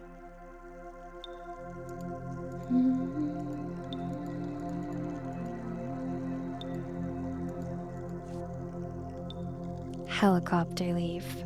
Collected items are placed in the backpack for later use. How do I look in my backpack? Right here. Shrink again? Or grow? Oh, or just walk forward. You used to put things in your nose when you were little. I think I put a quarter, well, tried to put a quarter in my nose when I was little. My mom was so horrified I never did it again. I don't even know, like quarters are huge. I couldn't even put one in my nose now, so that might not be a real memory. Oh, probably I didn't know how to tell the difference between quarters and other coins, so it was probably a dime.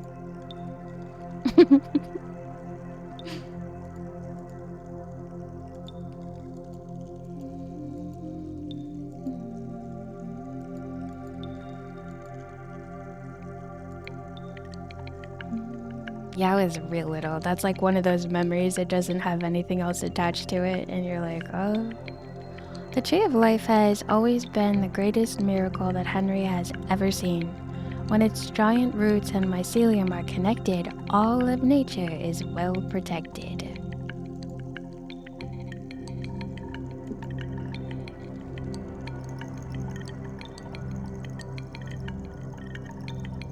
Oh, I think this is our house.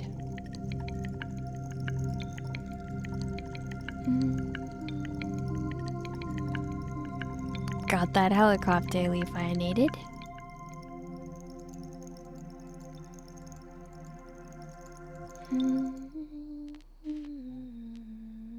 Uh-oh.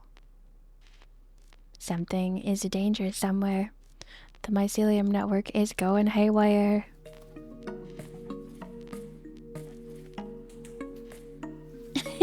You put sandwiches under your pillow. You were resourceful. What kind of sandwiches was it?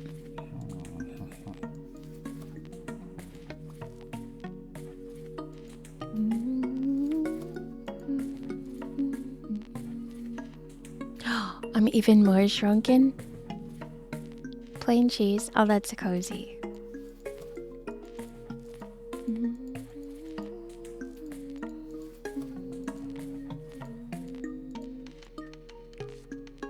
Guardians need something to power their active preservation, pipes they use to transport energy beyond their imagination.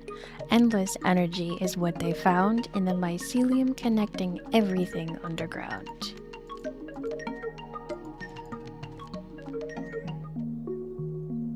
Hey, we're outside. So we must have been humongous before, because the bees are big, but we shrunk twice.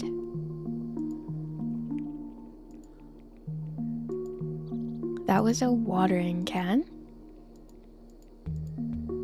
Can I pet the bees?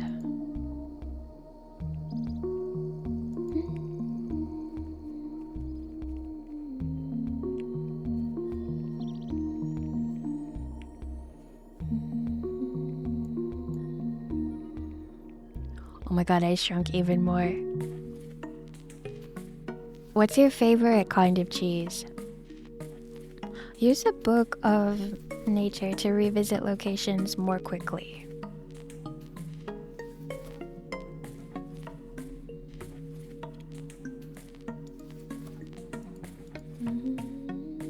Oh, I see.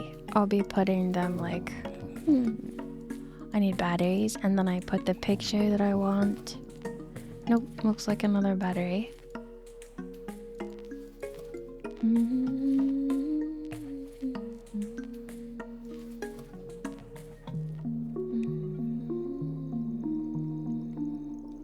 Just all cheese. I can feel that. Hello, how are you? I hope you're feeling better today. We're going in here, then we'll see what happens.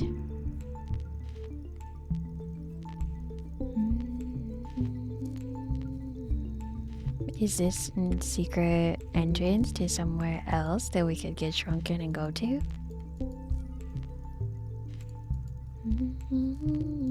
I don't know. Oh, there I am. I shrunk again. I'm like 10 times more shrunk than when I started. Chloe! Happy Wednesday, how are you? I saw your shop screen. It's such a cool idea.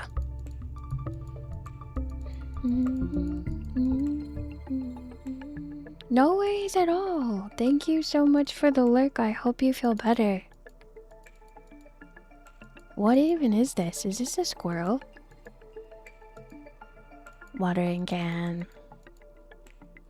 Sorry to bother you, squirrel.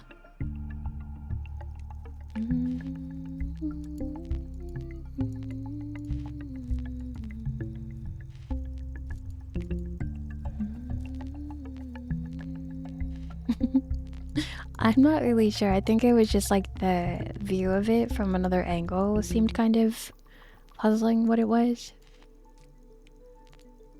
Okay, so I don't like the way the camera swings back and forth for this, cause I am on the verge of being eye sick. I don't know why.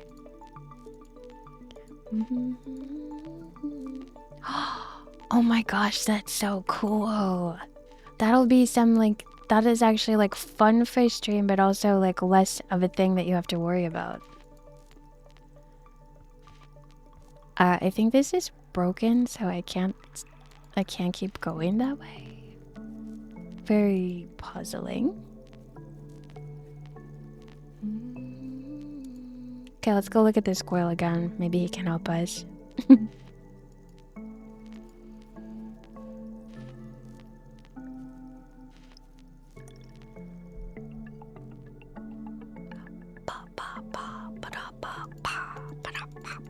Can I just go by you, squirrel?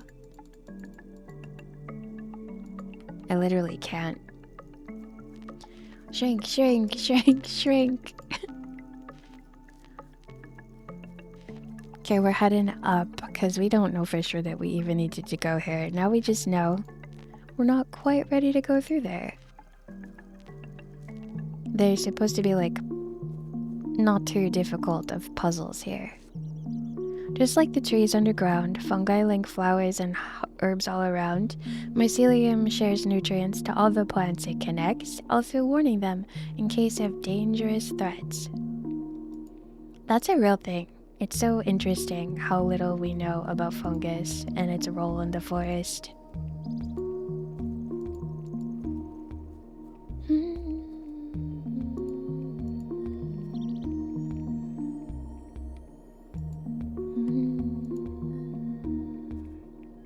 In The Sims, they have like a drone that follows them around, and I'm like, that needs to be invented in real life. It would make all the hiking videos that I watch so much easier for the people that do them, because they'll like put a video camera down and then like do the walk away, and then you know they have to go back later and like pick it up and then do the walk again.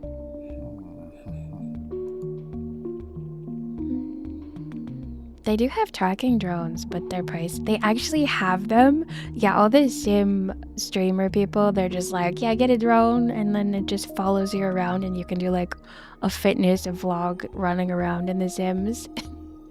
It's so cool. I need a battery to put there. This is a frog. I should look far away. Frogs connect deeply to their environment. For them, balance is a vital requirement. When something's wrong, they barely leap. Henry starts to fear that trouble runs deep.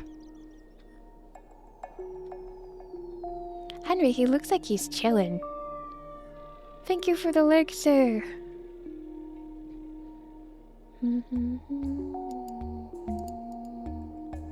So, frogs are an indicator species, and that means if they are not in your area, and they should be, that the water is too polluted for them, because they have such squishy skin that they can't withstand pollution.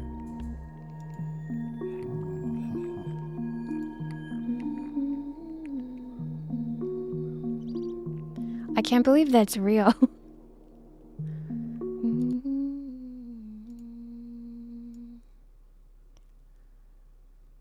Does it just like follow them? Well,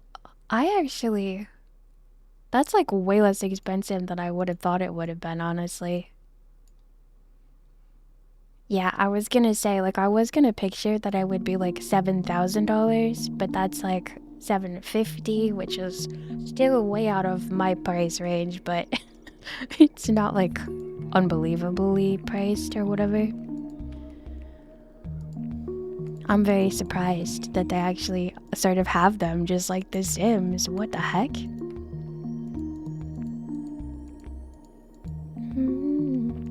So what do I look through? I'm not really...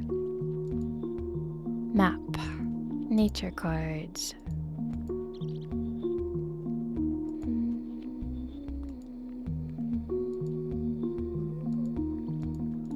Doggo wants to get up, Doggo wants to get down. He's having a doggo day. Yeah, definitely not like a hobby thing. Saving for a minute. So, okay, I saw the weirdest thing when I was posting on X today that I was going live. I saw a thing that was like easy tracking, and you don't need to have trackers on you, you just need a camera, and the price is dropped by $4,000. And I was like, what?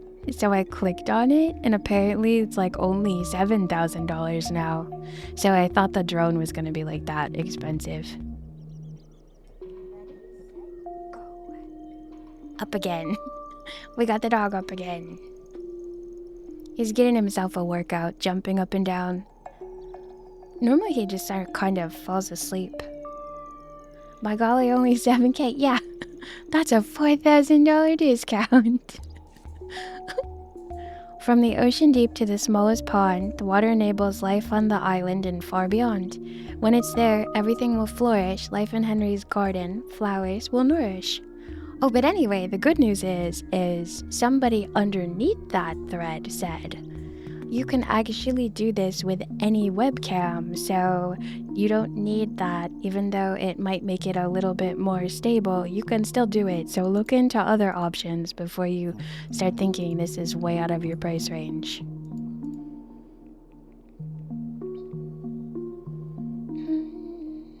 Oh my gosh, that's so neat. So yours can do the thing.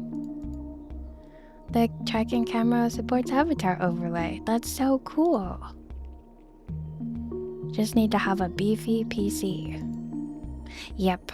Like a dedicated one, and then it connects to the other thing. Because I'm sure that's very complicated. We got 2 sticks. If I could get something to feed the squirrel, I feel like I'd be able to go buy it.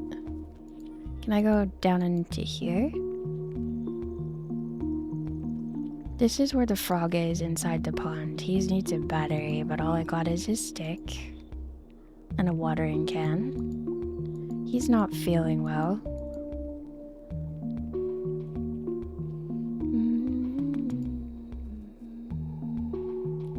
I would love that. Chloe, I'm actually looking into starting 3D again with a simple model, and there's tracking that's out now. It's sold out right now, but it's gonna be restocked in March, and I'm thinking about hopefully getting that, and then I'll be able to do like dance around streams and stuff. But it'll be like the more traditional kind of tracking, which sometimes gets really scuffy, which I think is like part of the beauty of it.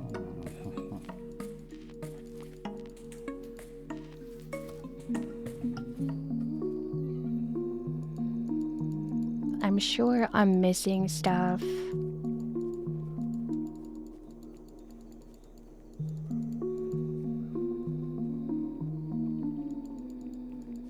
Can I just like, boop, go up there? No.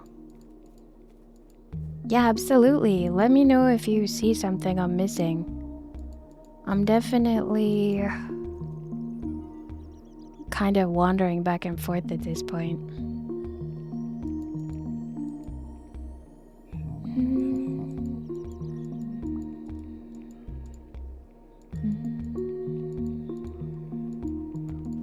This one's a telescope, so I can look off into the distance. I love these little seed pod things. Oh, sticks to fix the ladder. That's such a good idea. No, that actually probably is right. Now, where the heck was that ladder? I think it was this direction. Oh, look, you can actually see the frog right there. That's cute. That'll be helpful for me because I keep going into the same places because I'm confused about where to go. So, this was the place where it's like power it up, and this was the place with the stick ladder.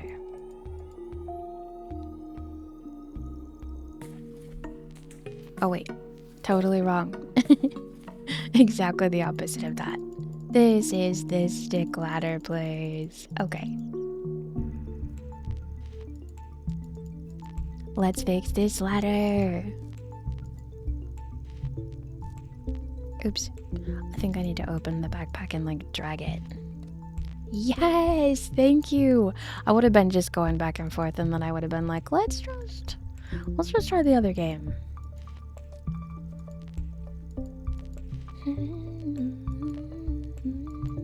Ah, I shrunk again. Another shrink.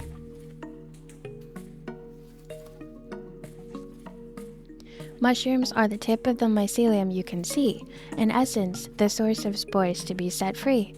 When Henry sees such fruits, he is in the know. There is a vast network of mycelium just down below. Yeah, these are called fruiting bodies because they're like the apples of the mushroom.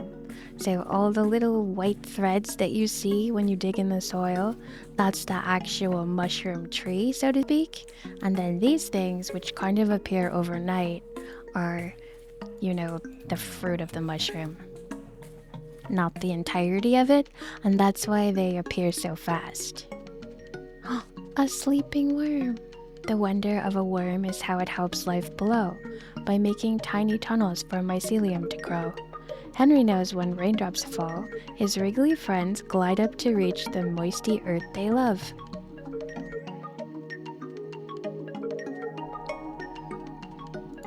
Worms are so weird. So when it gets really rainy in my hometown, they crawl up the sides of houses and just like hang out on the shingles. Isn't there a thing that fungi is closer to animals than plants? Yes, I think so.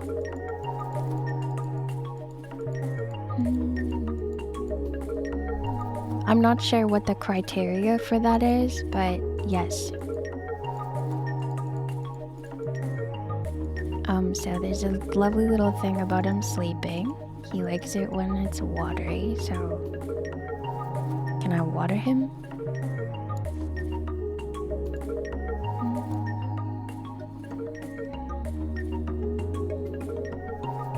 When raindrops fall above. So perhaps if I go up above and use the watering can like a little prankster, he'll leave.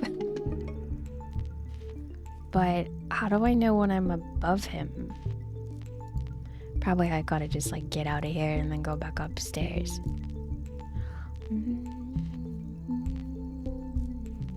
So probably right in front of the entrance is where that guy is chilling.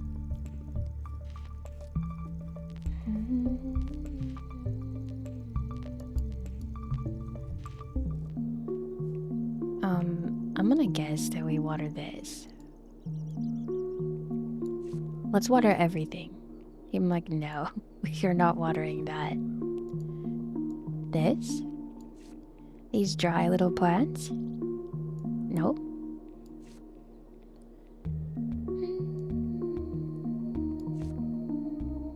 Maybe I don't have water in it, and that's the problem.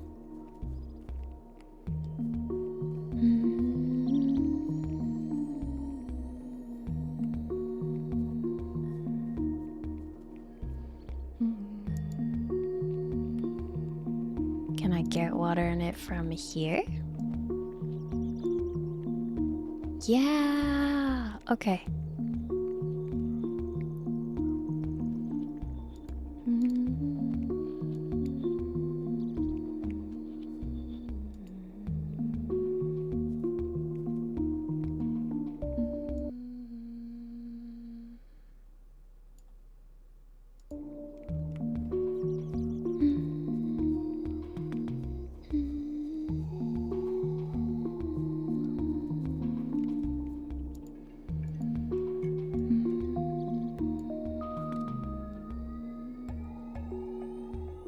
Biggest watering can ever. Oh my god, I'm so excited for... pick this back up again. I'm so excited for planting little seeds in the springtime. It's like barrel sized. You'd need 2 hands to pick up this guy. Even in an emergency, you take the time for flowers in need. Oh, it's an emergency? Hold on then. Let me pick this back up if you'll let me. That would be amazing, because I feel like this also needs watering. The watering can is now grounded, so we're going back into the cave, and hopefully the worm is coming up for air. We'll see.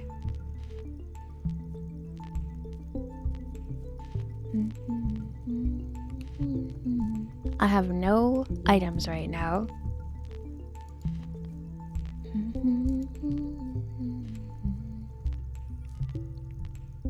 Why didn't I just like shrink up and crawl over them?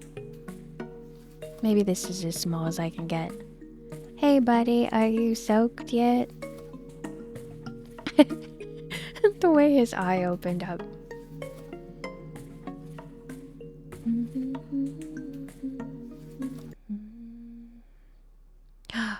Ad break.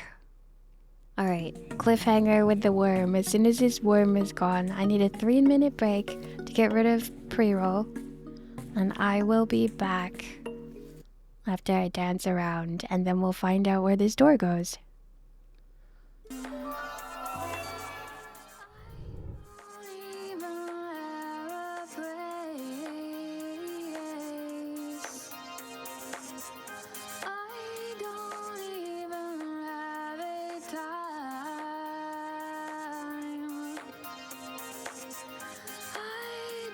just wanna see the streetlights. Red, green, and yellow in our eyes. We can go where there aren't anyone other us. We can go where there aren't any other one of us. We can go where there aren't any other one of us. We can go, we can go, we can go. We can go where, we can go where, we can go where, we can go where, we can go where, we can go where, we can go where, we can go where, we can go where no one else will find us. We can go where no one else will know. We can go where there are no street lights. We can go where there is no snow. We can go down to the ocean. We can go out to the woods. We can go all around the mountains. We can go all around this woods. And we don't have to help each other. That is all that we will know. Because we know that there is no trouble. That we can't even go to floor. We can go, let's go out and hit the road. We can go, let's go out and hit the road. We can go, let's go out and hit the road. We can go, let's go out and hit the road, hit the road, hit the road, hit the road, hit the road, hit the road, hit the road, hit the road, hit the road, let's hit the road, hit the road, hit the road, hit the road, let's hit the road, hit the road, hit the road. Let's go out and hit the road. When I'm with you, I am home. Let's go out and hit the road. When I'm with you, I'm back. Here we go, through the door.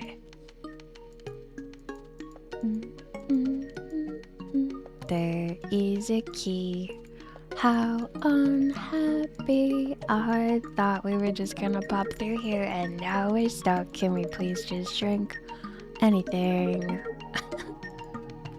Thank you, Wolf. Thank you, thank you. Okay, so we got the worm to move and now we got no key. Perhaps the worm is up top with a key. Like he took it up out of the ground or something.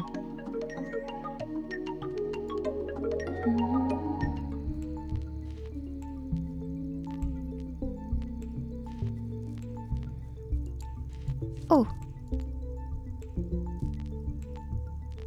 What was that? A circle of life so balanced and sublime, the guardians have studied it since the beginning of time. Thanks to the leaves of a tree, sunlight becomes energy. Mycelium spreads it everywhere. What an incredible synergy.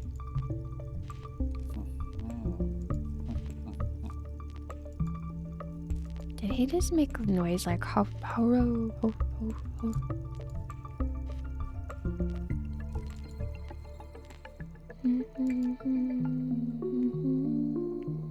Okay, no sign of the worm, no sign of the key.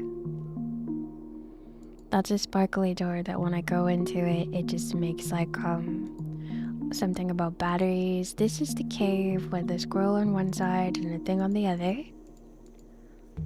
Let's go back in here again. It looks like it's flickering. Maybe I left a key in my workshop.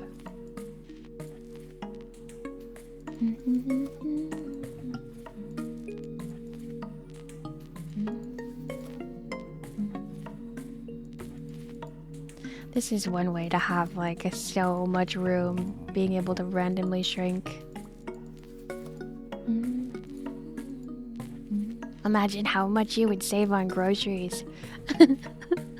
You would be like, man, I really feel like chicken nuggies, but I only got 3 of them. And then you would shrink and you'd be like, I got enough for 2 weeks, everybody.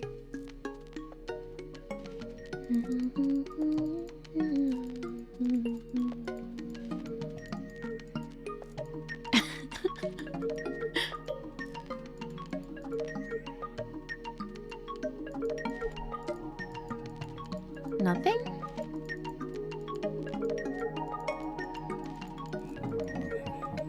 Shrink, shrink, shrink. Just 1p. That's good.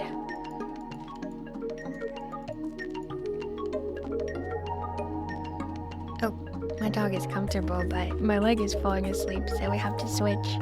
He's gonna be like, what?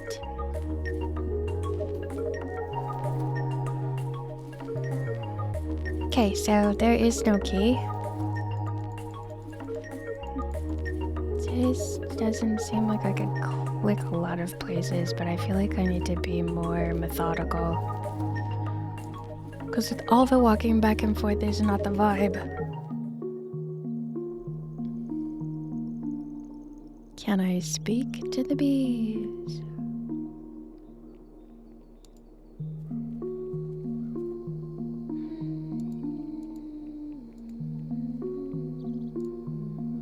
Maybe if I shut all the windows. Maybe if I open that window, I'll be able to see something inside that I couldn't before.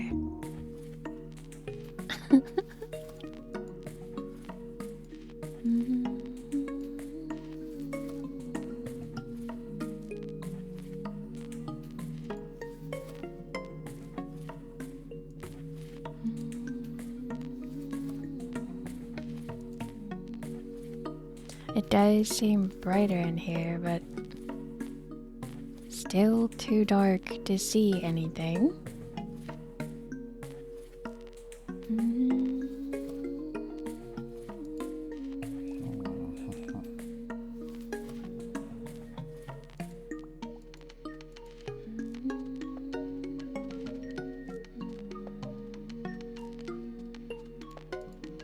I think this is the first game that I've ever played that's got mechanics like this.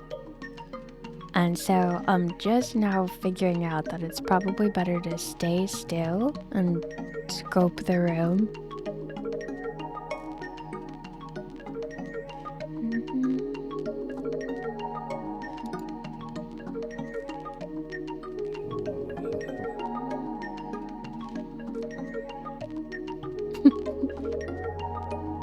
I've been playing the forest, and every once in a while you accidentally pick up like a leg or an arm or something, and you have to be really careful that you don't click the wrong button or your character will start eating it. It's so gross.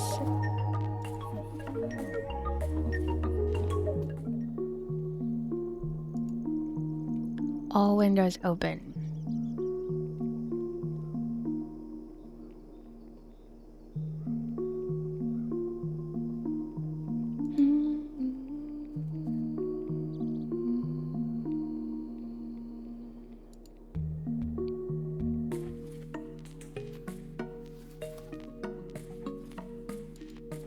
Then we'll try all windows shut. I have a feeling this is the wrong track.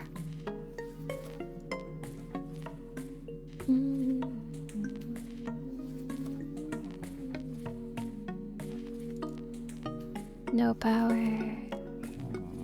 Oh, but it's much brighter over here. We got in here somewhere. There's got to be a way out of here. But it seems like we can't go back. That's probably intentional. I just wanna be a little mushroom man. Progress through the land without too much thinking. But I'm stuck. What the heck?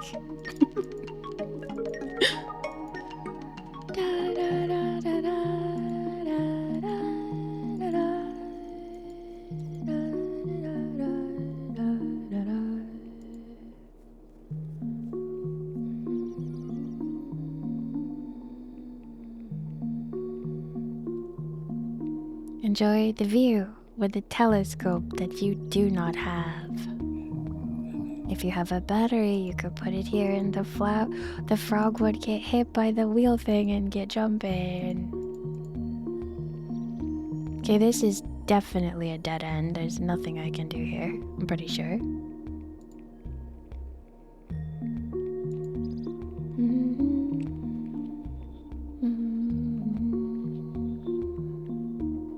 What? Oh my god. So that's how that works. So I think the watering can just watered.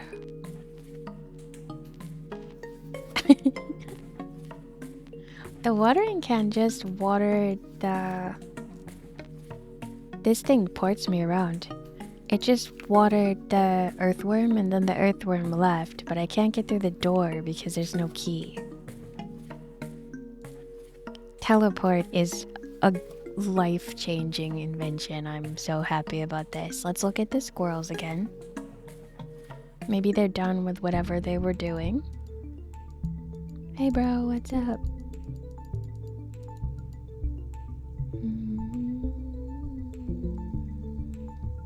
Squirrel is busy right now. Go away, squirrel eating.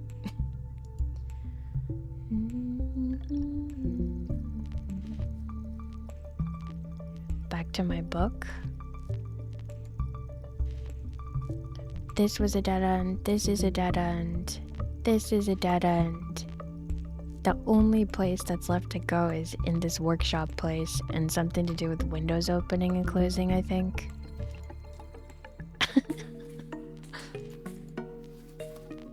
Let's try all the windows shut.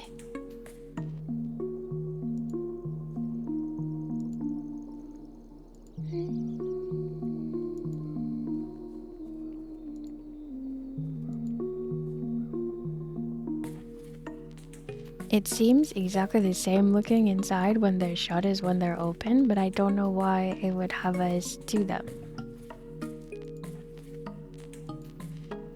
Yeah, it is kind of like a hobbit hole, so cozy.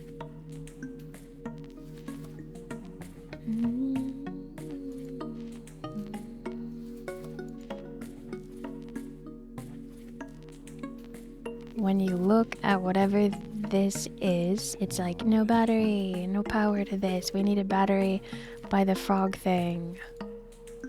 But then I go over here and I don't see any batteries. Oh. I get much further over here than I realized. That's it.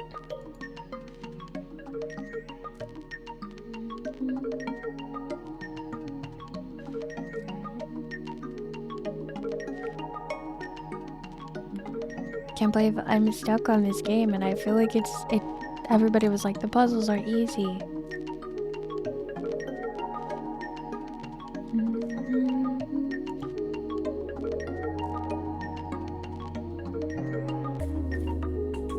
We're here. We don't have the battery for that. I don't know what this squirrel's up to because he won't talk to us. There's a battery thing here. It is like, oh, it must be something to do with this.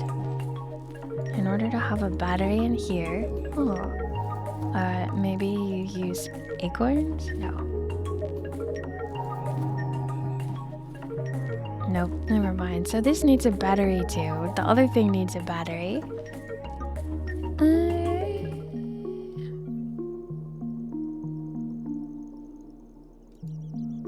I'm confused. And I can't pick up the watering can again either, I don't think.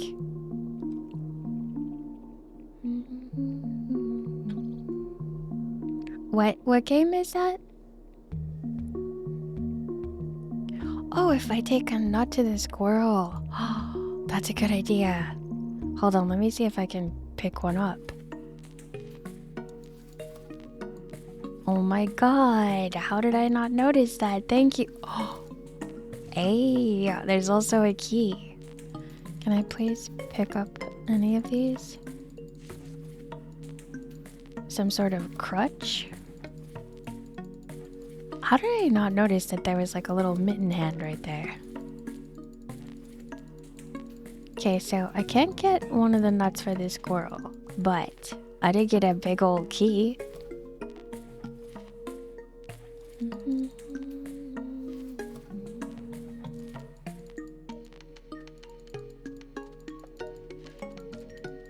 Nice. Okay, let's go through the door. We can just port down there. Once I get away from whatever's going on right here in my brain. It is really satisfying when you progress. Because it's so much work to do. Ah. Finally, 1 hour later, we made it past the little key door.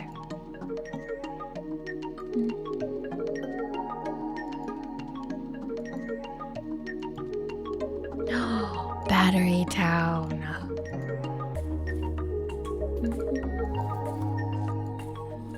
What did that say? Guardians store the mycelium network's energy by using batteries, a true marvel of technology. They place a backup system in place, many units strong, a safeguard for times when something goes wrong. Like now. Can I take them?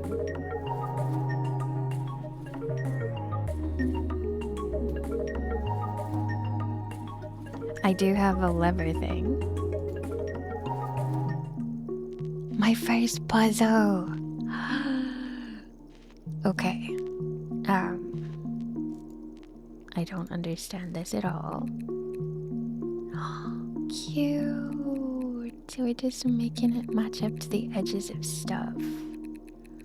This one maybe?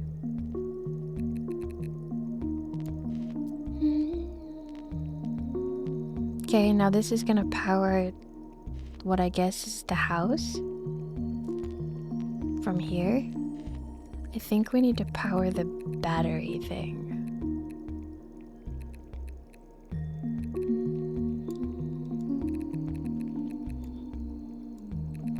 I really have no idea what I'm doing.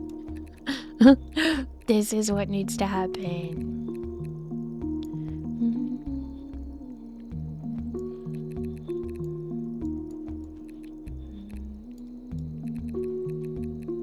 We did have one lit up and then I moved it and now I'm confused. Oh, can we spin the middle? Oh my gosh. What would I do without you? Okay, now we want it to light up when it touches here and then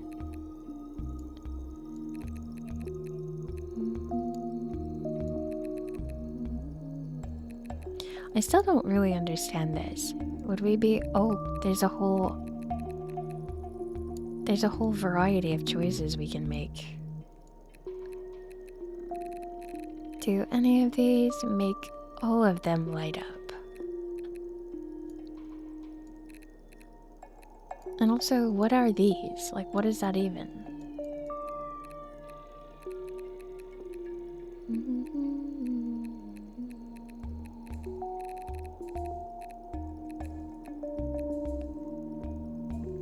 So try and get everything that's going off the screen to be like touching one of them at least.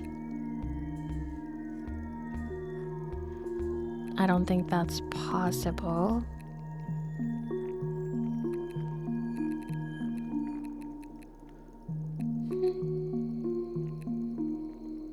Two of them are lit up, so we can take the energy from that one to this one. Maybe that's what's happening right now.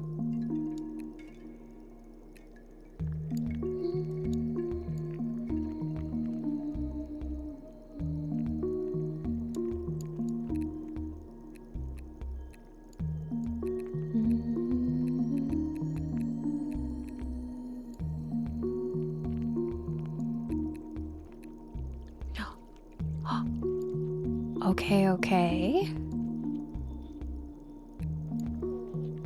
Oh, my poor doggo.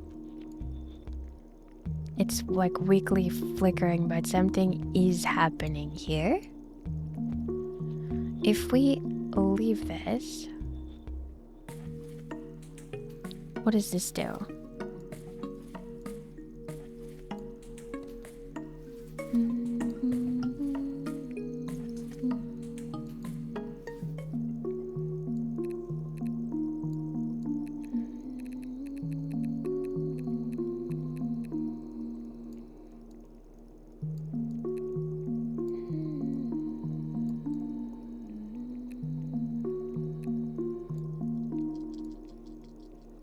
so weak.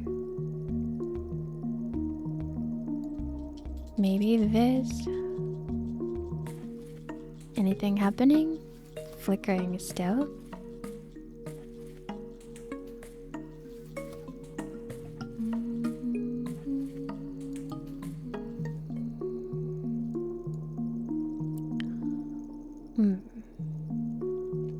Pull the lever again.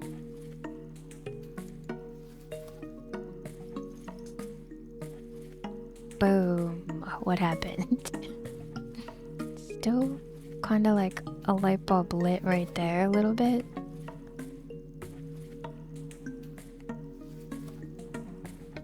Can I stick a battery in somewhere? A little shortcut maybe? Okay. We must have to get all three to light up.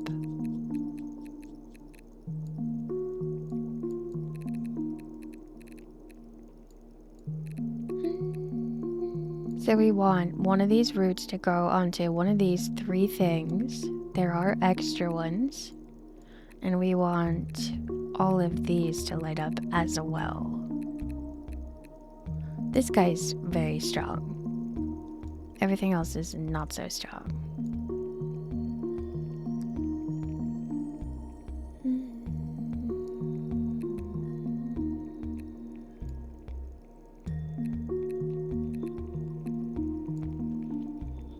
Still flickering no matter what I do over there.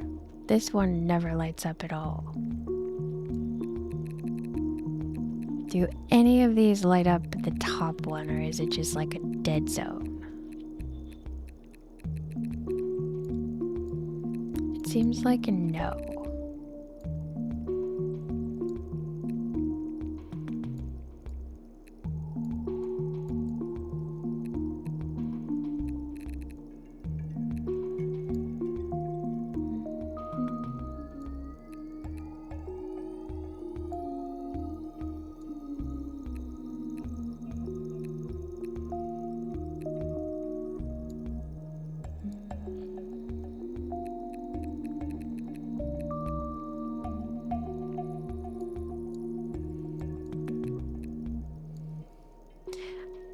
Do any of these drawings have any kind of hint on them?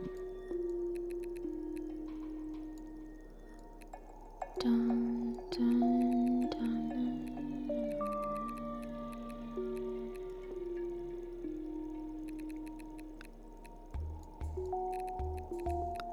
If we move that a little bit this way, it doesn't work out.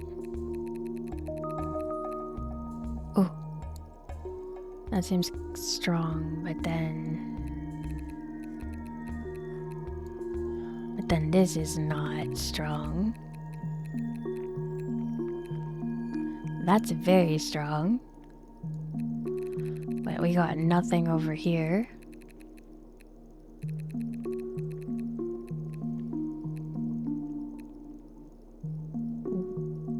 Why? This maybe? It's still flickery and there's not like anything leading directly from here to here. This always looks nice and strong. Whoa, I don't even understand how that happened, but let's go.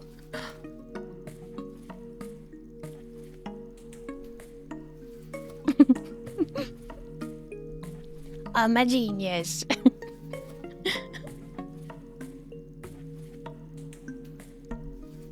Now we pull the lever. Power it up. Yep, that's what it was. Okay, flickery, really good power. Awesome. Okay, let's go check our house. We can just teleport there. Ooh, look at our house. It's so cute. We actually have a bed and all these little pictures. The Guardians passed down their wisdom that nothing lives in isolation. In essence, fungi and forests share a crucial relation. Henry was chosen to be the island's warden, from the farthest place and up to his garden.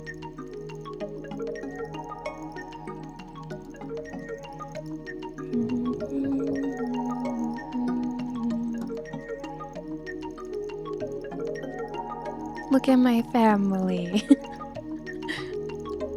Aw.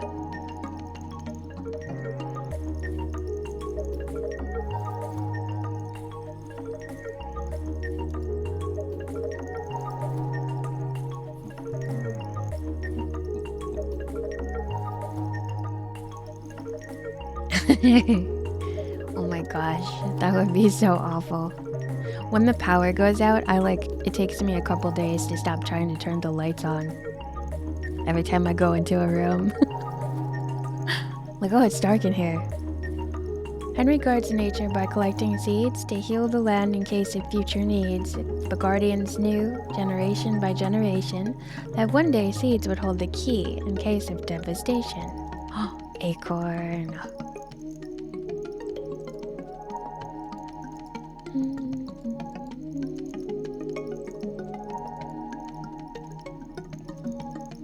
Oh, I missed it. I was so into that puzzle.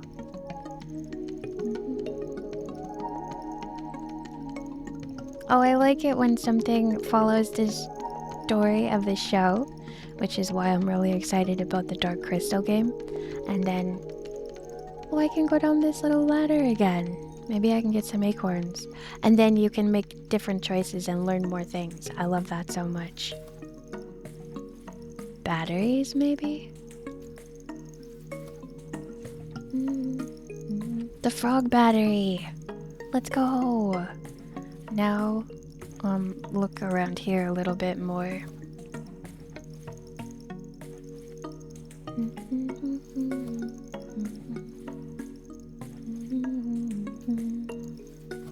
The forest battery.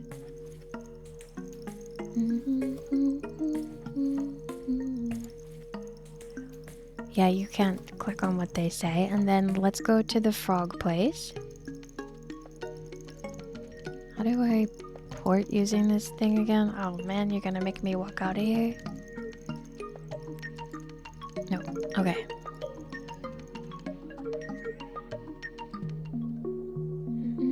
Yeah, it's a strategy game. I'm gonna be playing it once I finish the Dark Crystal books. They're so good.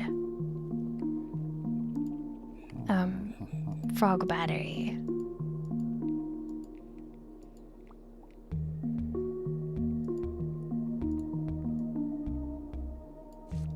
Nope.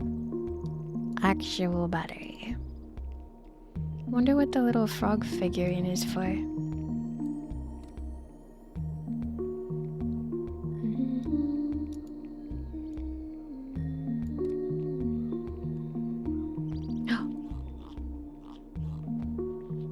Make a ribbit noise to wake it up.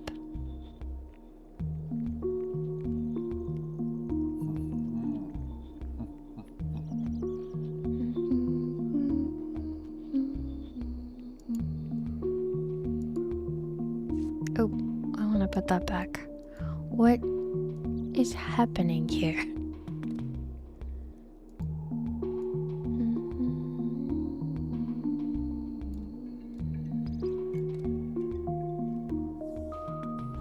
Hello, sir.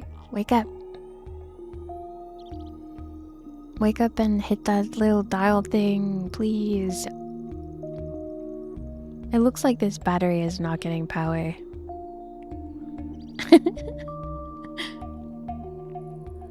Oh, that's fun when there's a game to look forward to. That looks really promising.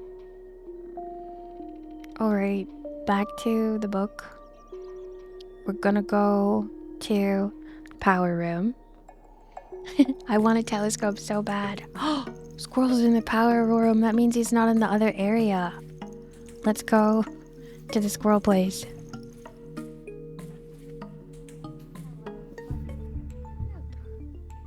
Back up again, back down again. Thank you for the hydrate. Can I steal any of these acorns for future help?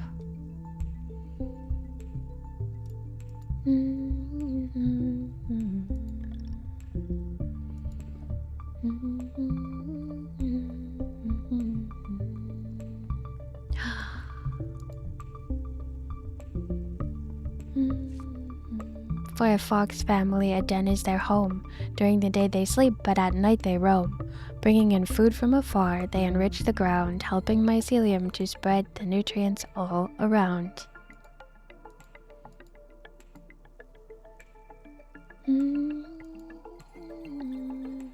It would be cute if you could cuddle up for a nap. Nap time.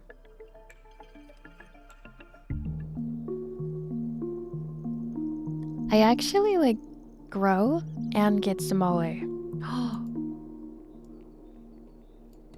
Frog call. He's coming into the pond.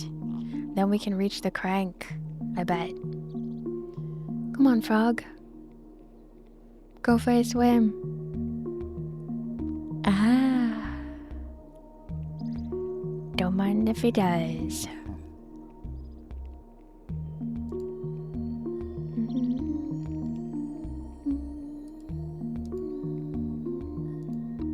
Back to here.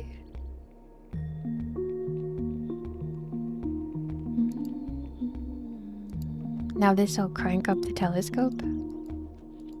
Hopefully. Oh, or no? I think I need more power in that battery. Let's go back to our battery house and see if we can turn the power on with the lever. What did you do, squirrel? Did he eat a battery from the main section? I feel like... Yeah, you can never run by the squirrel. Dang it. Why? Why you gotta be like this? Okay, down to this door. I don't remember what was on the other side of it. All the battery stuff.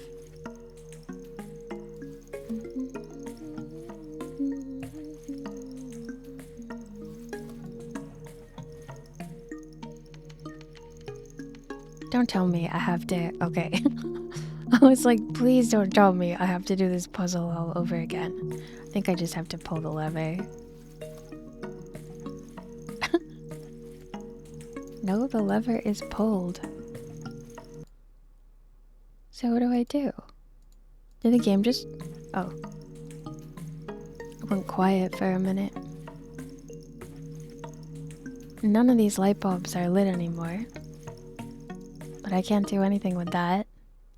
And I think that the squirrel ate my battery house. But we did get the frog to move and we did light the thing up. So we're making progress. It's just kind of excruciatingly slow going.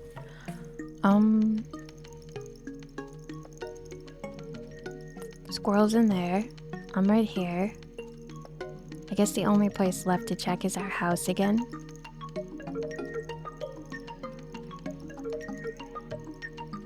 I might have missed something in here. There's my family and all the stuff that I love. This weird lamp at my chair and a bed. Someday I will get the battery set. Hopefully it will be before I'm dead. Can't walk any further in that direction.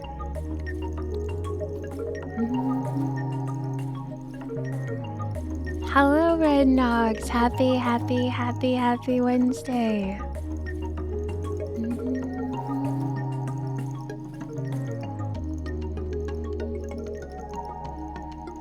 There's the frog thing. Let's get another one. Just in case we need it. Oh, nope. Ow. Let me back down the ladder.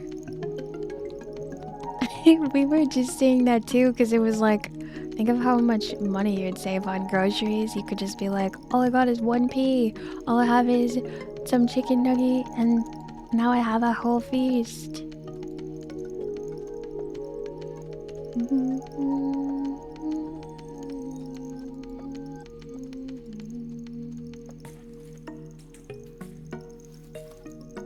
I'm not sure what this means.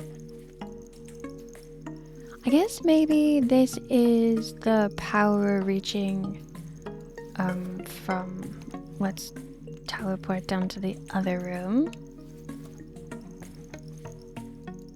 The forest symbol means the basement of the house where I live.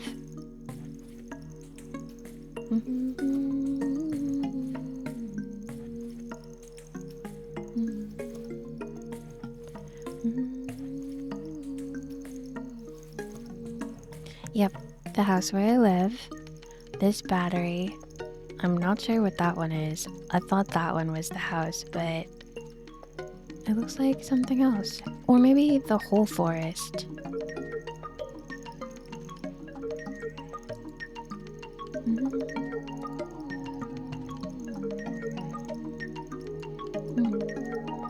I was so ambitious when I was like, when I beat this game, I'm gonna get to wear this guy's hat. I don't know if I'm ever gonna beat this game. This game is puzzling.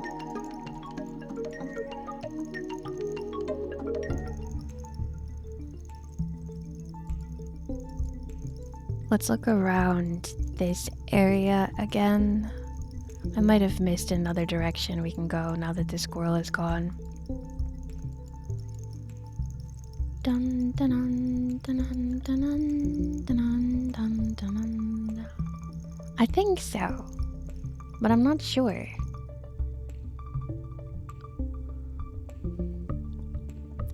Oh my god, I can pick this up now, but I swear I couldn't before.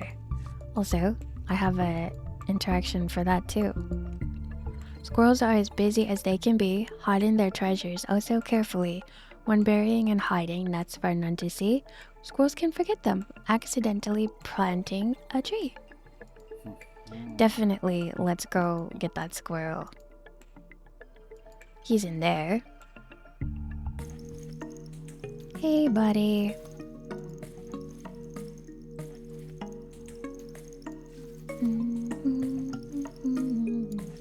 Okay, you can't do that. I can't do that. Do you care about this? Okay. Well, we can reach that battery thing, so I have another idea. Let's go to the frog place and get the battery from there, since we can't use it. And then let's go back to the squirrel place.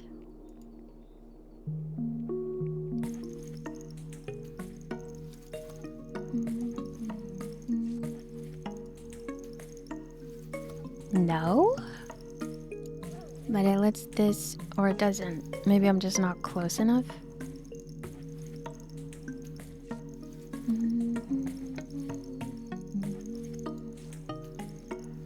Oh, it must not let that be there because you have to have this here first.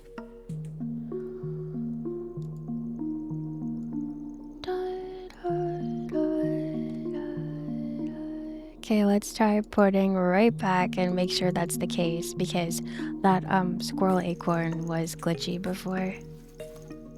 Or maybe it's on purpose that I had to come back twice. Yeah, no, I can't do anything here even though I could. Huh. Huh.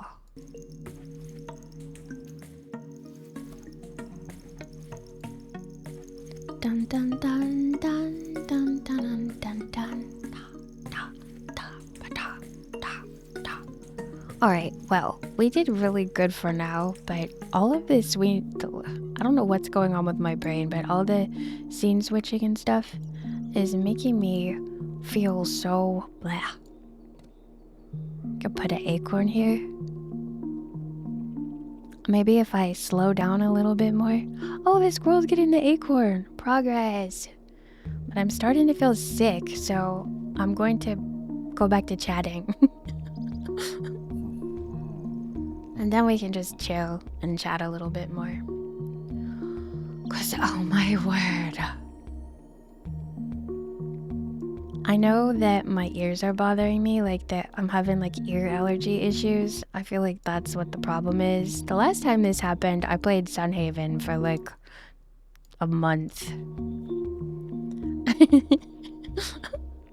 This squirrel is always quartering us, no matter what we're doing. I'm gonna save this though, and then take a little break. Yeah. Okay. Oh my goodness. I am a guardian of nature. And now I'm chatting for a while again. Holy. I thought, point and click, there's no way that one will bother me.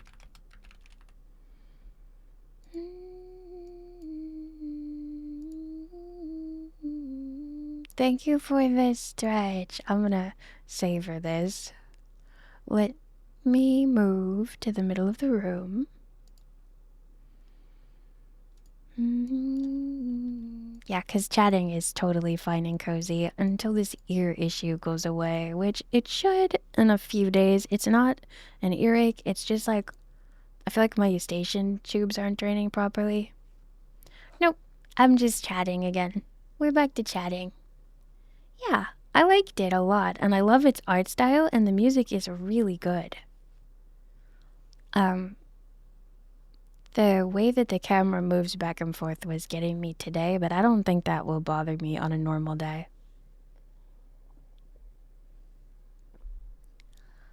Guardian of nature. Like the Hobbit. How have you been doing, Rednox? Have you been playing any fun games lately? Shutting the game and putting my background music back on. Dun dun dun dun dun dun dun dun dun dun dun dun dun. I had so many things I wanted to talk about and I've forgotten them all. So now we're gonna sit here and stare at you awkwardly. I see what you're doing over there. You can't hide it from me. I'm watching you. What's going on? Confess now. Happy Wednesday, my dudes. It was a perfect day to be scammed by a frog. Been playing Ark, Morrowind, and Elder Scrolls. Oh, I've been playing a lot of games at the same time too. I've never played or seen anyone play Morrowind, but I like the way the name sounds.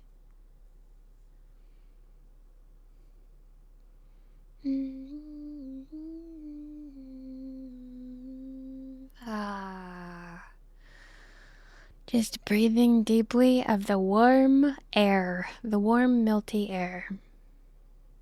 Yeah, I think, yes, Shingsu, I think that's what's going on. I think my vestibular system is all messed up from my ears, so that explains why I've been getting so instantly nauseous by stuff. So is Morrowind like the Skyrim universe? I feel like that's what I always ask, and I don't ever remember the answer. Because also, is there another game that's coming out from the Skyrim people? Okay, thank you, Val. Thank you. I swear I've asked somebody that, at least, like, not just one person, but several different people that, at least 10 times. Morrowind is a Skyrim game. Oh no, no worries at all, Redknock. I'll be so excited for that. Hold on. I love supporting you guys. Let me find...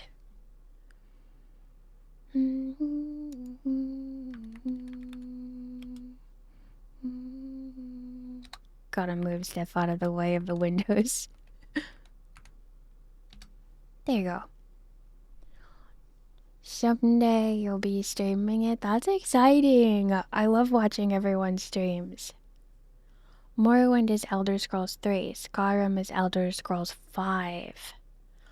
Okay. Do they actually have names like that on stuff? Like colon Elder Scrolls 5. That's so exciting. They say like ready is not a feeling, it's an action. And I feel like you're the type of person that's got that down. Just get the resources together and then you'll be good to go.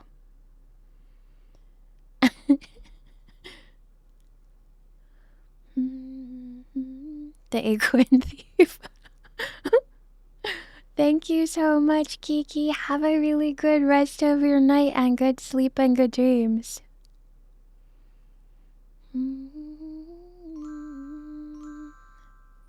I love having other streamers to talk to things like OBS and Scuff and, oh, isn't that exciting, a new change. Thank you for the healing sprinkles. Ha. I'm absorbing them up.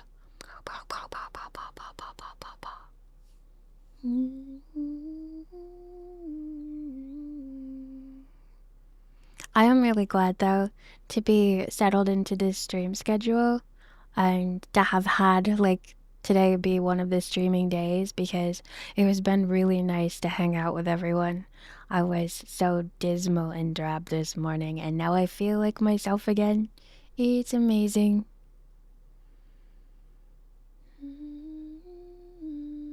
They bloom in and out in the background. It's such a magical human-made drawing.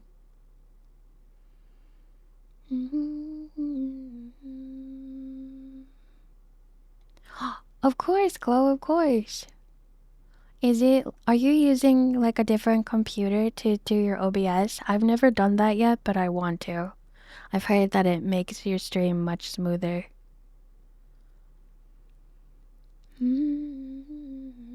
10-minute break before another meeting. Let's go. Welcome back.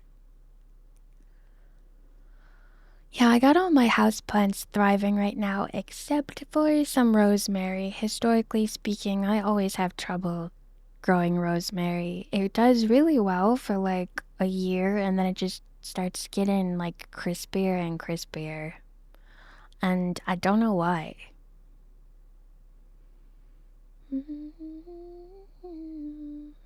Oh, I see. The screen burnt out on it, but the better cooling on my main PC should help a lot. The screen burnt out on your laptop from the heat in the summer. It was such a hot summer.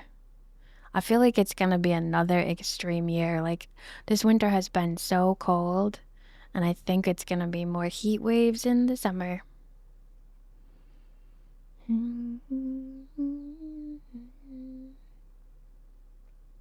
I saw a video on YouTube where there was a cat and it bit the corner of someone's laptop screen and it was like and then the laptop screen went dark and I was like, no, that's awful. Thank you for the glasses. The fish in here is actually all of you from the Peace Aquarium yesterday. You saw that too? Man, it's like the little click noise heard around the world, like, oh no. I was really glad that the cat was safe, but it didn't even seem to be in danger, and then it was just like, well, the laptop is dead. What do you do if that happens? Can you still get on your laptop?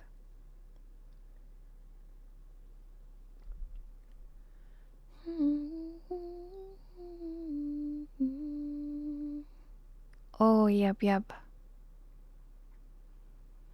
I see. So there's like a little lighting element that you could get inside and theoretically replace.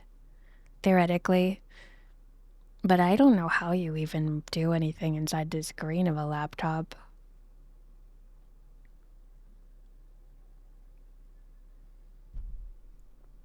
Oh, nice. I do that with my iPad. Well, I don't run them off. I run them off my computer, and then I can play games in the living room because my computer is in the bedroom, and it's like you get sick of being at the same desk all the time, but you still want to play some games.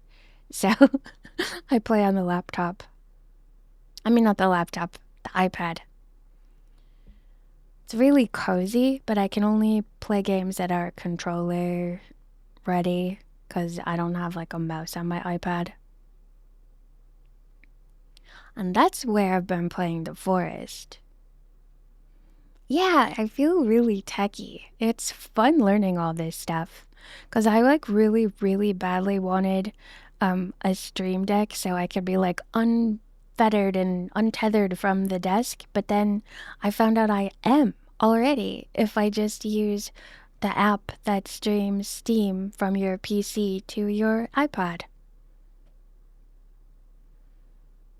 Oh yeah, I love tacos. I was just talking about tacos. I don't remember what. Oh, because there's a cat that visits, and if you put any spice on meat at all, it won't eat it. It's just like, oh. But meanwhile, my dogs would eat just the spice if I let them. Nar always talks well about his Steam Deck. Yeah, Nar has his Steam Deck, so it seemed like that's so neat that you could just play. But I guess you can't play every game that you've got in your Steam library, just most of them.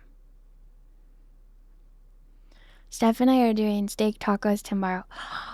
It's so cozy when you have like a meal you're looking forward to that you're knowing in advance is happening. I love that feeling so much. Oh my god, I love food. I love cooking it and I love eating it and I love sharing it most of all.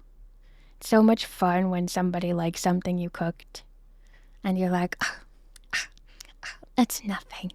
Oh, it was so easy to whip up. Here's the recipe.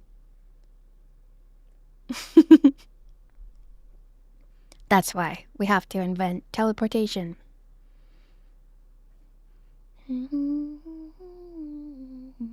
It would be so cool. Imagine this, okay? You have a teleporter for food. Because obviously it's not safe to do for people because then they might be reassembled and be completely different people than they already were before they teleported. But you could do it with food. And it would be just like a microwave, the same size. And it's like you can keep it by your computer if you want to. And you're like, oh my god, everybody in Discord, you have to taste this sandwich I just made.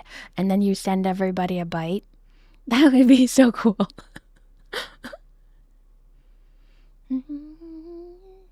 Super awesome news. If they make it available to consumers, AMD is making an APU that has about as much power as both my CPU and GPU, but as a single chip. Does that mean you could have like twice as much going on in your computer with only half the hassle? A CPU is, oh my gosh, I'm so uncomputer savvy. GPU is graphics, right? And CPU is like computing. And then if they're on the single chip, then you've just got to use one slot inside of your PC. Okay. I'm better at this than I thought. I've learned a lot from streaming. There's more and more types of gaming handhelds coming out, so I assume more games will be able to get played on them. Yeah, I think Steam is coming out with like a bunch of different versions of stuff. They all looked so snazzy, but now that I know I can just play from my iPad, I'm set. I'm so excited. But I was looking at them like enviously, like, oh, maybe someday I'll be free of the desk and able to play whatever I want to, like outside. And I literally could. That's so neat. I can be gaming off the deck. Oh, I have no progress so far on trying to make friends with crows because the cat's visiting again, so I don't want to lure them in and then have them be betrayed. So I have not made any progress, but I might start having like a regularly scheduled walk and then go somewhere where there are crows and like leave a peanut on the side of the road where they are and then see if I can make friends with them off location, off site, now that Cat is frequently visiting again. I thought that he was gone because somebody had him tucked indoors during the coldest days of the winter, so I didn't see him that much. And now he's shedding his otter fur because he's got like super thick fur from the winter. And I'm excited to see what he looks like when he's all shedded up. My little dog doesn't mind him at all. He perches on this railing that's like outside the kitchen window, so when I'm washing dishes or putting something in the sink, I see him. There used to be squirrels that would come there, but they don't anymore. My little dog used to bark his head off at the squirrels, and now the cat is there, so he doesn't care. It's interesting. Yeah, exactly. Well, I would have been crazy if he was coming to the door cold, and I would have been like, okay, we're gonna have to figure out how to quarantine my dog so my dog doesn't hurt him, and I don't know what to do, but we'll figure it out because he can't be living outside in the freezing cold begging to come in here, and I'm like, get out of here, be gone, take your tuna fish and leave. It's not safe for you here. But meanwhile, he's freezing to death. I couldn't do it. I read The Little Match Girl. It's dangerous to be too cold. CPU controls the computation, not the graphics, and the GPU controls the graphics. And the APU does both. Oh. So the GPUs are rough price-wise and they take up a lot of space. And then you need to have a graphics card. You could make a super tiny PC? Oh, that's so neat. So you could be like, here's my mini computer. And it fits inside of your computer along with 6 other mini computer friends. The most practical reason why you'd want to have a small computer. But also, is it quiet? That's my favorite thing, cause my laptop was so loud. Oh my god. If I didn't have my headphones on, I was like, am I in a wind tunnel? Oh no, I have to do another ad break already. Why? I'm gonna pause it one time. Just because I'm a rebel. If I can, because it seems to be like broken today. Snooze.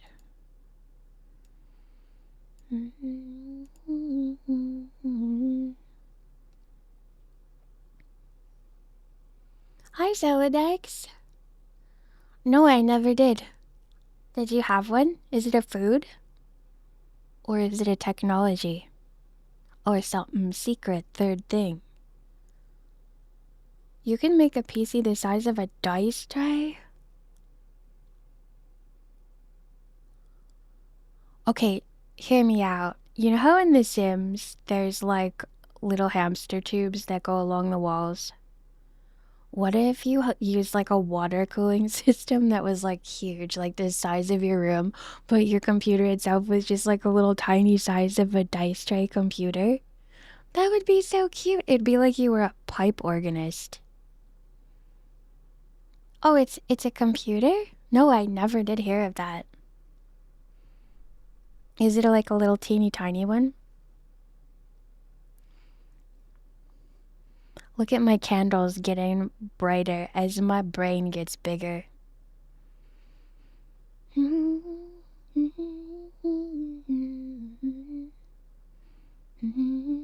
gonna take my dogs out this next break, so it might be a teeny bit longer than the last one, because the last one I was just watching the timer while I danced around.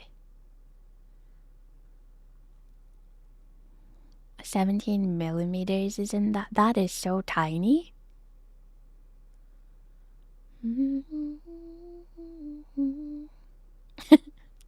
Scammers are the worst. Oh, they make me so sad. The worst is when people get scammed and then they're like ashamed of it. So not only did they get scammed and they have to go through the hassle of that, but then they're also experiencing shame. And I'm like, just stop scamming people. It's awful. Okay, before I forget, I will be back in 3 or maybe 4 because I'm taking my dogs outside real fast. BRB. Yeah, just scale it to square. Listen, I know that's small. That's millimeters. That's very small. I'll be back.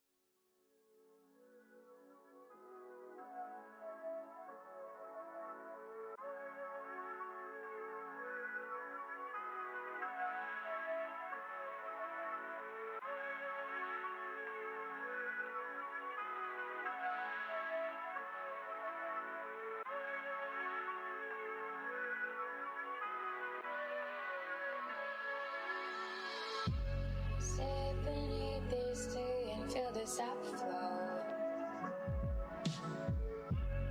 Lean your head back while the roots grow. Everything around is life, and life is love. Breathe in, breathe out your love.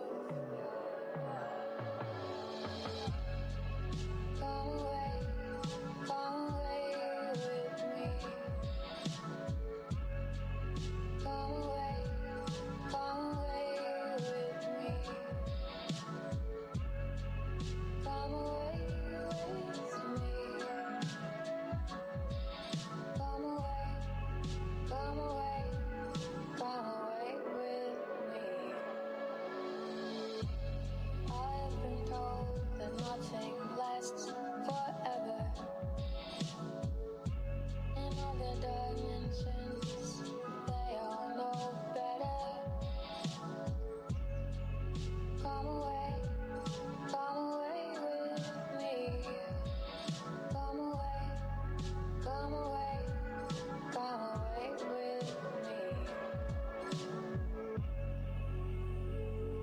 spin its way. I'm back. I'm back to chaos.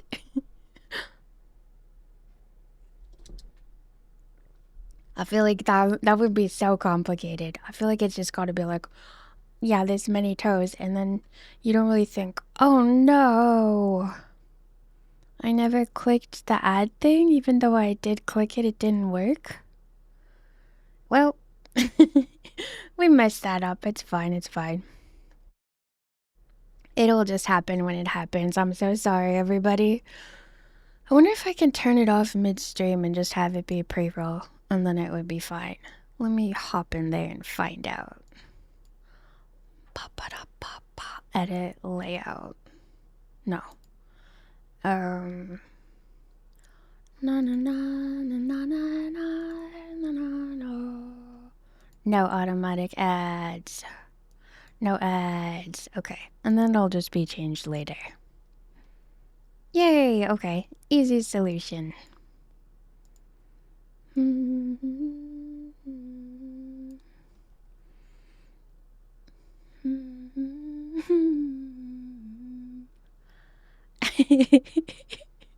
The thinking.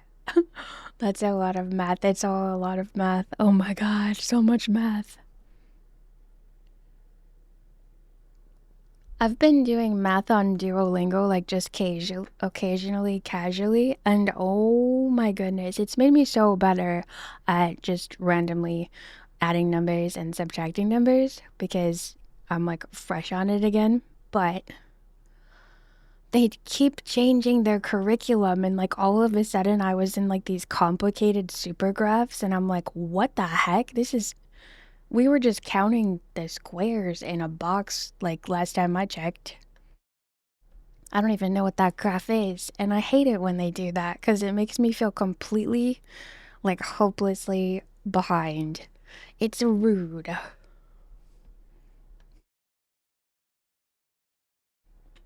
And I was progressing so steadily and feeling so proud, and now I have to figure out what grade of math I'm in.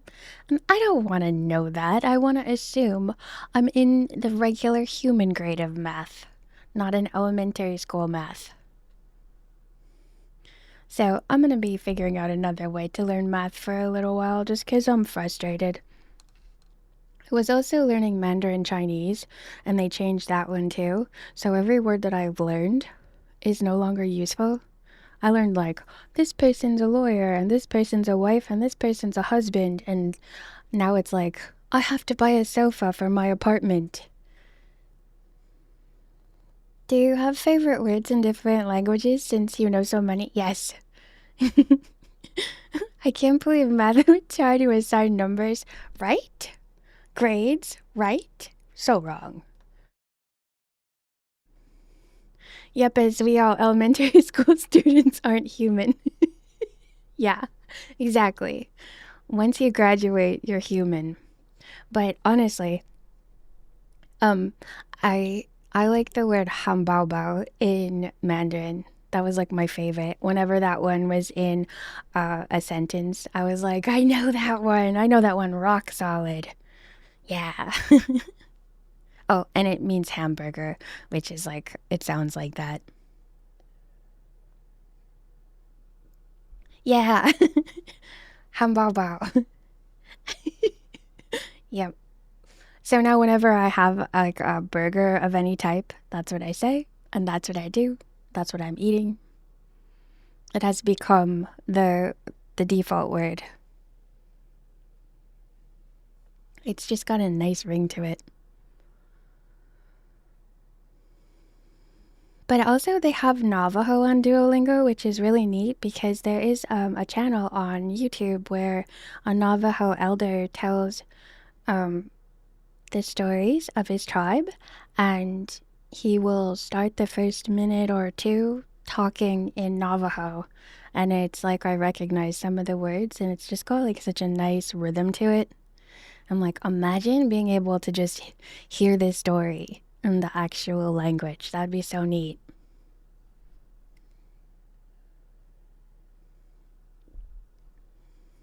That one hasn't changed on me yet, thank goodness. Yeah, but like they changed the Norwegian one, I think last year, and I've never liked it since. And it used to be one of my favorite languages, and now I'm like, oh no, I should do Norwegian today. Maybe it'll change for the better again next time it changes. Something about it is just like the accent changed a bit too. So like the way that I learned it originally with Duolingo is totally different. And I don't know if I'm from another dimension or if they just did that. But here we are. Words that were like the in-between words that are used all the time, they're pronounced differently on the Duolingo. And I don't know, maybe it was not accurate before, so they changed it to be accurate. Or maybe it's a dialect, but it threw me all the way off. I was like, well, I need to go back to the beginning, and it's like hard to figure out how to go back to the beginning in the app. But I figured it out, and then the beginning lessons were totally different stuff than I learned. Very frustrating.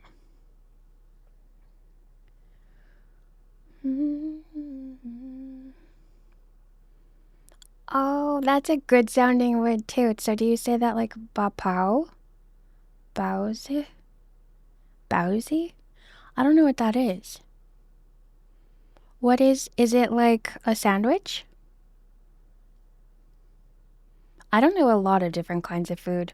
I've not had a very varied food experience in my life yet, but I do. On The Sims, I always read the little descriptions of what the foods are. Bapao. Yay, you're free! Happy, happy freedom! I love learning different words. And I don't care if they're all mixed up together because it's like something that I'm doing for fun more than I'm doing to like travel somewhere or use it anyway.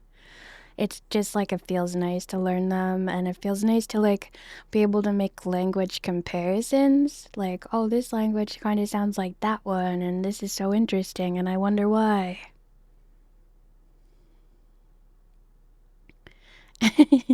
Nice. Tomorrow is another day.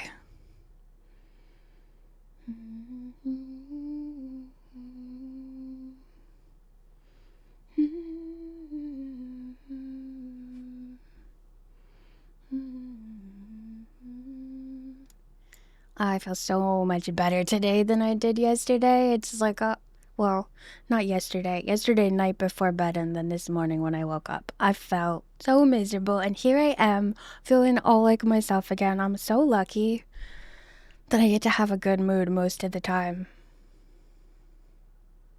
I mean, a lot of the time I do have to like continuously choose it because stuff will make me sad very quickly, but I'm also lucky that stuff makes me happy really quickly. And I did go through a sad spell a couple of years ago, and I learned so much from it. Like, I learned, like, it really literally, for me, is a choice. Unless it's obviously a chemical thing, like the vitamin D. It is a choice because my brain is so sticky, it will get stuck in a rumination rut, and I have to retrain it and pull it out. Because thinking the worried thoughts or thinking the bad ones is not worth it for me. It doesn't change anything. It just makes me sad or stressed. It's a soft, fluffy white. Oh, I see what you're talking about. I think that we call them bao. Just bao. Well, that's all I've ever heard. I've never actually eaten one. Thank you for the head pat. I feel so good. I think that we call them bao or even just bao bao, but I've never eaten them or heard somebody say them, just read it. So maybe baozi is like what they call it in California versus in New York where you're like bao. Because like, oh, in parts of New York we call chicken tenders chicken fingers, and then like if you go to the south and you're like, do you have chicken fingers, they look at you like, what? What do you want? So yeah, we have different stuff. I watched Bao, the Disney movie. I was like, this is so sad. Oh my god.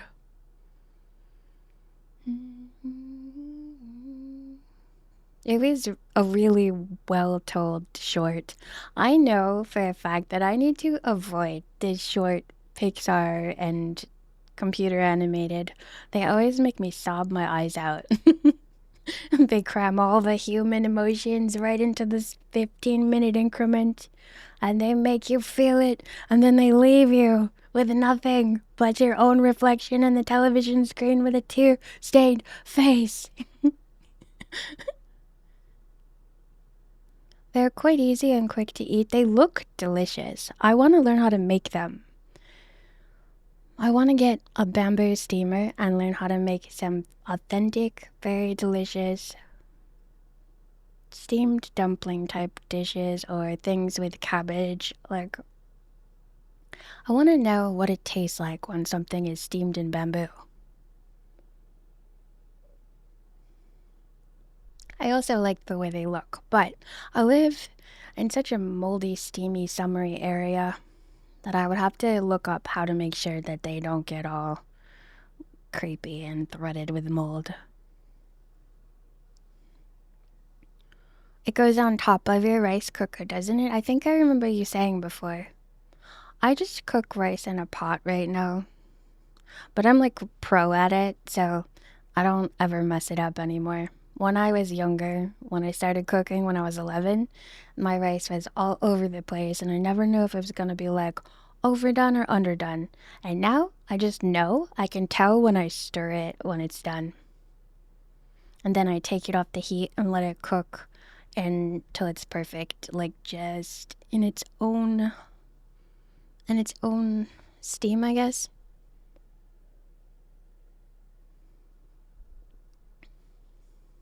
I just use a timer. That's what my sister does. She's very, very orderly. I'm like, I can sense the essence of the rice has neared completion. Remove it from the heat, and then it shall be ready in 10 minutes to eat. Does the cooker wash it for you? Where I grew up, chicken fingers were processed chicken like long McDonald's nuggets, and tenders were whole chicken that's battered and fried. Where I grew up, chicken fingers, basically most of New York, that's not the city. I don't know what they call it in the city. Chicken fingers are the tenders. They're exactly the same. So when my family was going to Florida, we got to the south and one of my siblings was like, I want to get chicken fingers. And they were like, do y'all mean tenders? And we were all so like, what? We had to like have them show us a picture. Here, they're all one piece of meat. So that's just what we call them. I've never actually heard of processed chicken fingers. Is that like from a restaurant that does it?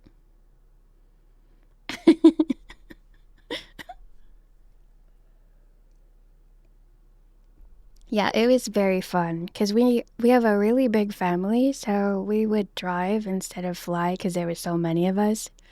And so we had a lot of fun, like seeing all the states all the way from New York to Florida.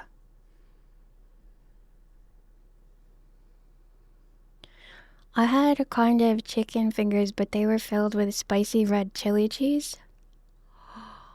One time at my grandma's house, there was like, it was like chicken, but the inside of it was like, it wasn't red cheese, but it was cheese. And then the outside was like red spicy.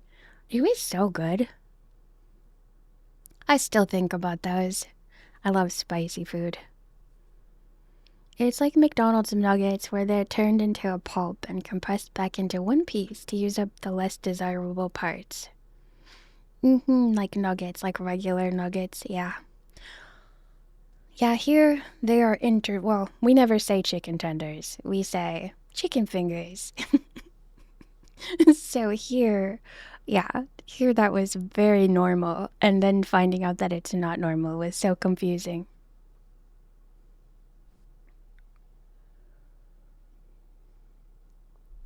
Yep. Yeah, my grandmother is from, well, Alabama area. Well, not area. I don't know what area of Alabama she's from. And her, she moved all the way up to the north when she was in her late teens. So she has a lot of sisters. There were 12 of them in all. And the ones that came older had a heavier accent, and the ones that came younger had a easier blend. And yeah, they do. And when they get together, they really do. But when they're not together, they sound more regular, more New Yorker. Well, not New Yorker, but yeah, more northern. And then when they get together, they start talking in ways that you never would imagine. You're like, wait, what's that mean?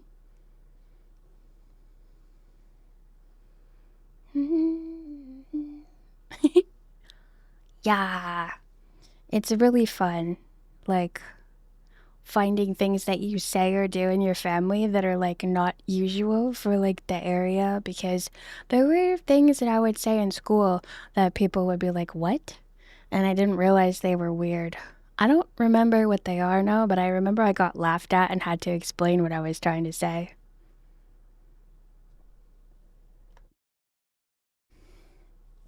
And my mom has like a very like slight one sometimes if she's upset or like really into something she's talking about, but mostly she talks like me.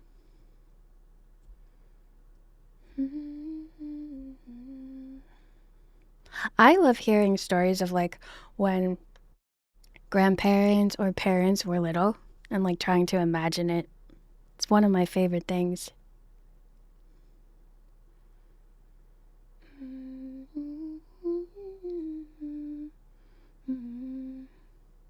Oh, when she's like heated, like if something's frustrating her, then it does. Not when she's sad though. She's more quiet when she's sad. There are an odd amount of everyday things that have been name changed arbitrarily in different areas of the US. Yeah, yep, there are. There really are. And also, there's a lot of foods that like are just in your area that you think are everywhere and they're not. It's interesting because like we all speak the same language and technically have the same constitution, but then you go to a different state and you're just like confused and they're like, "What are you talking about?" Like dolly and hand tuck, Mojo's potatoes and wedges. Yeah, or like in Alabama they call like a dolly slash hand cart a buggy. So that's like another thing. And then where I'm from we call it shopping cart or grocery cart.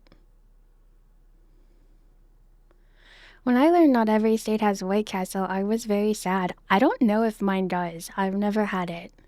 Is that like a California one?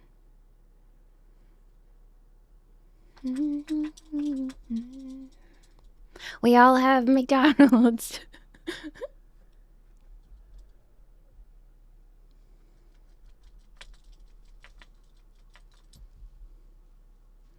I still have never been to a White Castle. Me either. When did they start? They sound very 50s.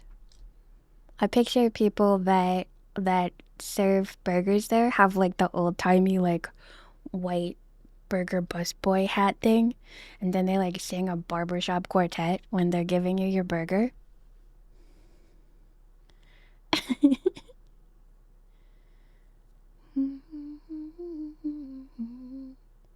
White Castle is so good. If you ever watched Harold and Kumar Go to White Castle, it's a very funny stoner comedy. I love comedies. I usually watch them while I'm doing something else, so I miss a lot of this stuff, but I love laughing. It's one of my favorite things. Well, potato and not the mojo part. We all know what potatoes are. Potatoes and molasses. Doop a doop doop a doop a doop doop doop doop. Wow, though, the color combo of this disguised mustache and then the candles and the yellow butterfly and my choker are so chef's kiss right now. They're beautiful. Potatoes and Molasses. If you can't see 'em, put on your glasses. They're shiny and large. What's your like the best dad fisherman's joke? barge. You know you eat enough when you start seeing stars. I don't know. I actually was laying in bed thinking of a dad joke the other day, and I was like, oh, this is really good, bad. I'm gonna have to remember this. And now I forgot it. When the moment came, I failed to light the fuse. I really don't know. I couldn't say. Does anyone have any good dad jokes? I appreciate a good dad joke. Dad jokes are really best in the moment. Yeah, I fully agree. Like the ones that someone comes up with just off the cuff. But I don't know what I was doing. I was just like falling asleep and I was like, oh, that's a good pun. I was like, I think I finally get it. Yeah, I have to get Chunky for those. Maybe, just maybe, I would have let him use it. You'd have to drive to Missouri to find the nearest. How far is Missouri from Oklahoma? Asking for a friend who totally doesn't know the states. I do.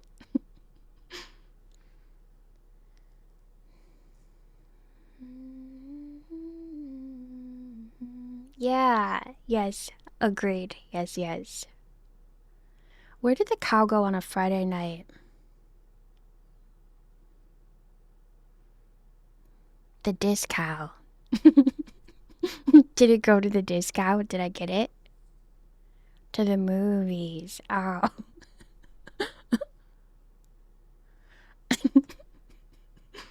They went to the disco, of course, and then after that, the movies.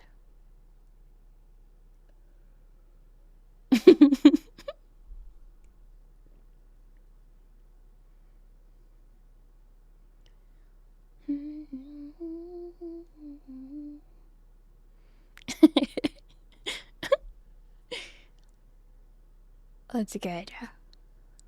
The movies. And you have to deliver it like that. And then you have to be like, ha. And then you just leave the room. Go about whatever it was you were about to do. I wonder why. I wonder where the phrase corny came from for that. Like, isn't that interesting to think about? Is it just like in the language and like we take it for granted because we are in the language, but like where did that originate? I like to look this stuff up in my free time just randomly because I make up different words that my characters use when I'm world building. So I think about stuff like that in a weird way.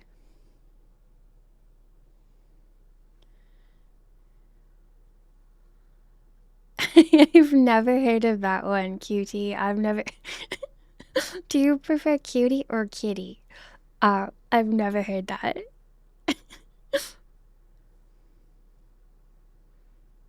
I don't want to alarm you, but someone here has been possessed by an owl. Wait, who? I'll be haunted by my actions forever. Corny and cheesy mean. Is it me? Who?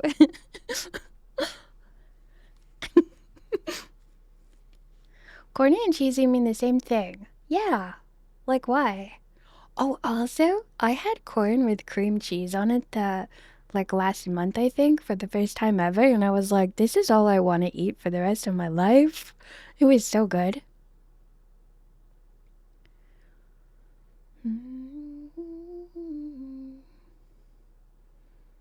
Okay, thank you. Thank you, thank you.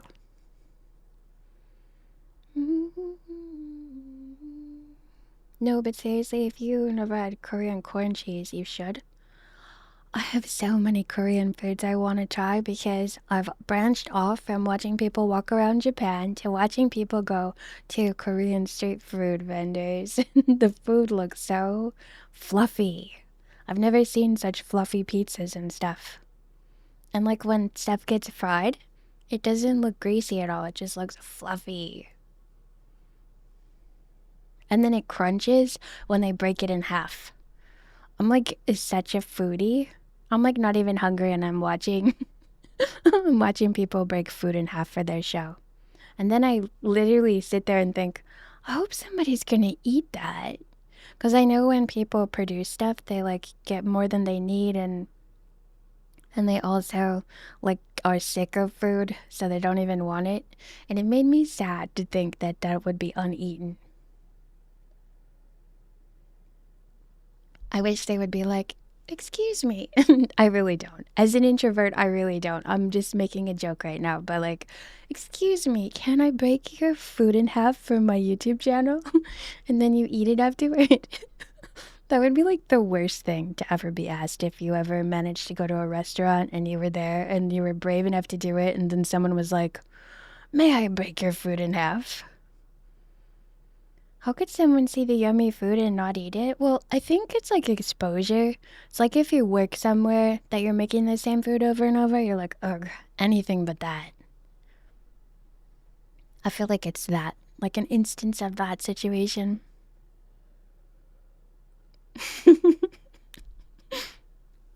Please do not break my food. Yeah, I would literally be like panicked. Like, how do I answer this?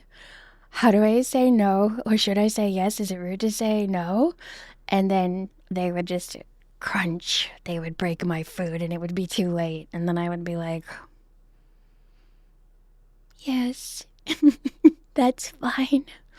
I'm just gonna take the rest to go. And then I would waddle out of the store crying like a sad penguin. Break my food, I break your arm. No. That's a good response. So, like, I could think up these good responses, like, when I'm here, dancing around at my computer, but then I think about being at the restaurant, and I know I panic when people talk to me. I get all tongue-tied, and I get all, like, I don't process their question accurately, and then I say something weird, and then they're like, huh? And then, so yeah, there's a lot of pressure that comes with talking to strangers. Yeah, there are a lot of Eric Clow canceled a game. I wanna cry. No, don't cry. Don't cry. Hi Eri, how are you? Wednesday. Exactly. Accurate. And then it's like the kind of thing that you have to teach your brain not to think about for the rest of your life. There are more important things to think about. Like, where does the word corny come from?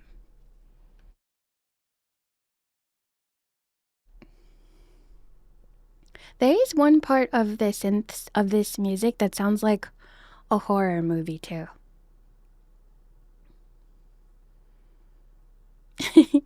Well, that's the thing. Like, I could be weirder than possible and like scary, but like, I do this weird thing where I like want to not be bullied or like disliked. And it doesn't matter because they're never gonna see you again or think of you. But like, I prioritize being polite to strangers over protecting my plate. I was raised like strangers first in hospitality, so I just kind of freeze. Like, oh, you want to break my food? Okay, go ahead. Take it and break it. You don't have to do it, just act crazy. Yeah. And if it was an emergency situation and I was in danger, I would definitely do whatever I had to do, like, and not be polite. But in a situation where somebody just politely asked if they can break your food, now I've got myself all worked up. Like, they're gonna break my food if I ever go to a restaurant. They're gonna come and break my food. Oh, there's another part of me too that might be like, yeah, break the food. And now that food has had like a double experience. Like, it got broken for a video on your YouTube, and it also got to be eaten. What a wonderful life it has lived. Oh, they have gloves on when they do it. But yeah, they wear gloves like how the food service people wear the gloves. Yeah, they don't just like come up to your food like let me get my hands on that and like really feel what it feels like. Yeah. Yeah, it's gloved. They break it gloved, but they never take a bite of it. And on the Experience Japan show that I watch all the time, the person like actually eats the food. It like disappears from camera view and then comes back with like a bite out of it, and then so on and so forth until the plate's clear. And I like that because it's like not wasteful. And then the other one, they just like break it in half and like pull it apart so you can see like what happens to it when you do that, but they never eat it. They might eat it after. Yeah. So I don't really know, but I think about it every time they do it. I'm like, what's the protocol of that? Are they just like, thanks, man, chop, chop, chop, break it in half, and then like, thanks for letting me film your restaurant, see you later? Because they want to go and eat somewhere else that they were planning to go? Or do they sit there and like savor it and love it? Because they never talk about what it tastes like or anything, they just film it.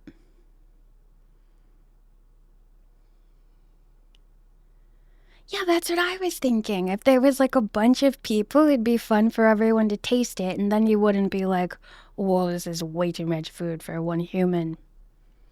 I fully agree. I love sharing food and having like a lot of different tastes, and then I'm good.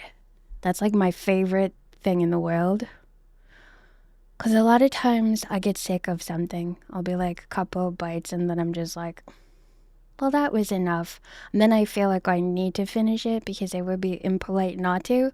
But fortunately, if I'm home, I can just tuck it into like a leftover bin. Yeah, like all the different kinds of pizza. You can cut them up into really thin strips and then be like, what was your favorite? Wouldn't need to be rolled out like violets. Yeah, exactly.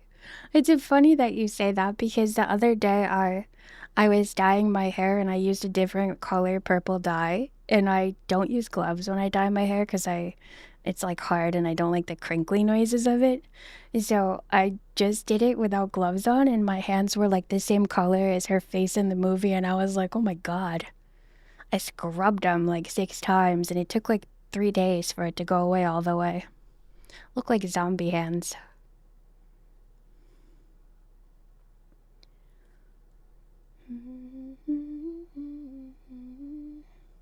Speaking of that movie, like, that's really scary. The way she, like, puffed up and had to be rolled out. I can't decide which one of those is the scariest, but I think that might be the one. Yes, I dye it that color. It goes through gradients of, like, it will be an intense purple and then it fades out, and then I do it again, and so on and so forth. Yeah, I don't do one solid. I do like streaks of different colors of purple. So it's like really pretty gradients of like highlights, and when it's braided, it looks really cool. Imagine naturally purple. Right though? Maybe in the future, that'd be much easier. Though I would still dye it because I would be like, but I want to try this color now. Yeah, I'll have to. Thank you for the tip on that, because I do like randomly develop sensitivities to stuff. I use like Arctic Fox type dyes, so they're like safer than boxed dyes, but they are still a box dye type. I actually have gloves, but I just didn't get them. So next time I will, for sure. Even though I won't have as much control over individual strands, it'll be worth it to not have zombie hands for 3 or 4 days.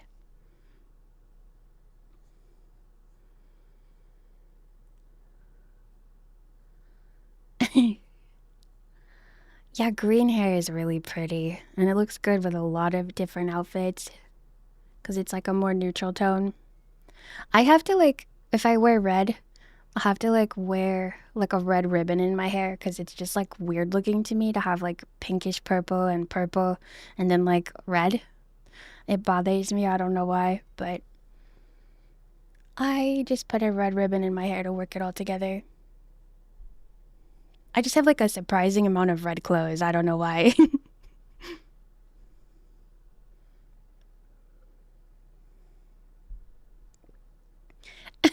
My mom drank the paint.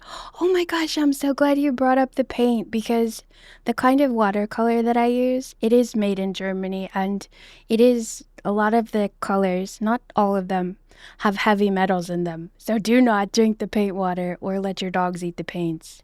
They're just like they've been making a lot of the same formulas since 1881.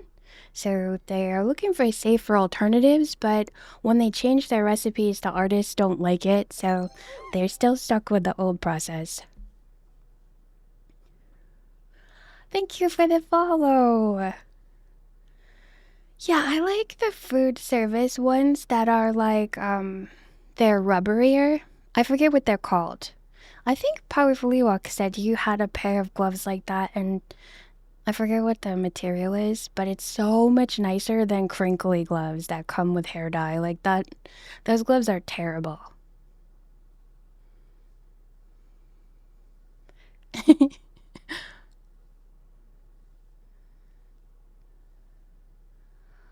Aw, you still could. I mean, you technically could, unless you have a job where they won't let you. It's never too late. Nitrile, that was it. Nitrile gloves, I have those. They're very nice. They have a nice feel to them, and they're a little loose, but they're not super loose, so they're tolerable. I could use them.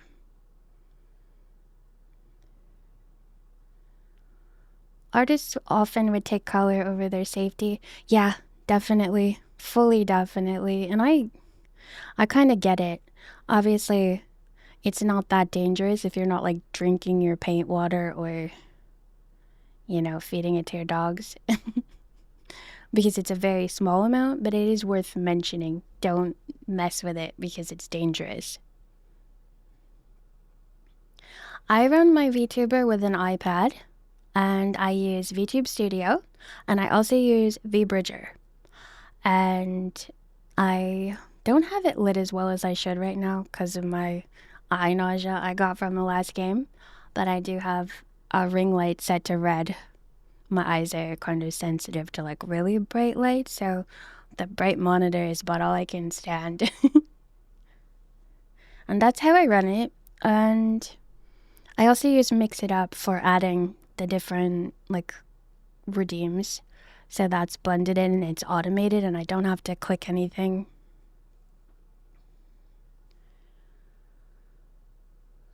I load up on those gloves all the time. Harbor Freight has sales on like 5 or 6 times a year.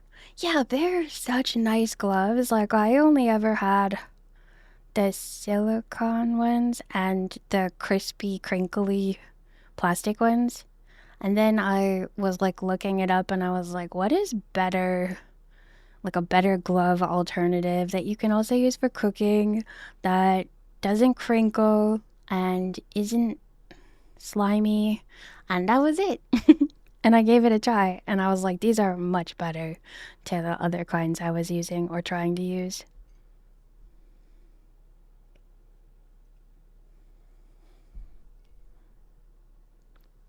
Da da da da da da da da da da da da da da da.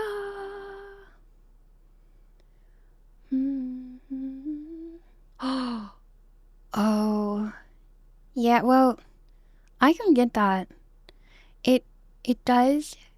Like safety is really important, but like there is something to be said for like just using your fingertips. Like I can understand her.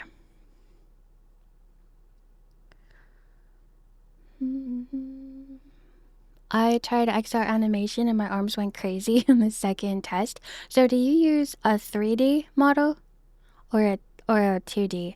This is two-dimensional and there is hand tracking if you have Mocappy, I think, or maybe it's you need a certain kind of webcam.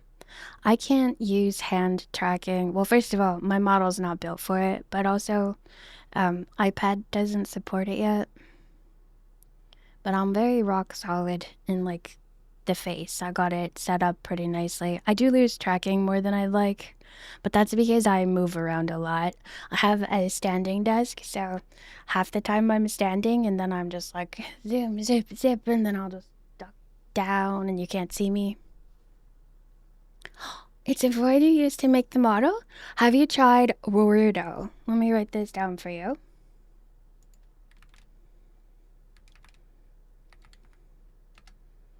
That one is really nice too. It's got a little bit of a complicated way to start using it, but there are a lot of tutorials for it. That one is really nice, and that's the one I'm going to be using when I start using a 3D model. It's, don't let it intimidate you. Like, look at people's tutorials for it before you decide about it. Because it has like these little, and I don't know if you're like computer savvy, but I'm not very tech savvy or like programming savvy. So when I first saw this thing, I was like, oh my God, I cannot. It was like, there's like a panel and then you connect a wire to another thing. And then that's how you lay out what you want to have happen with your model. You'll see it if you try it. It's really cool once you figure out how that works.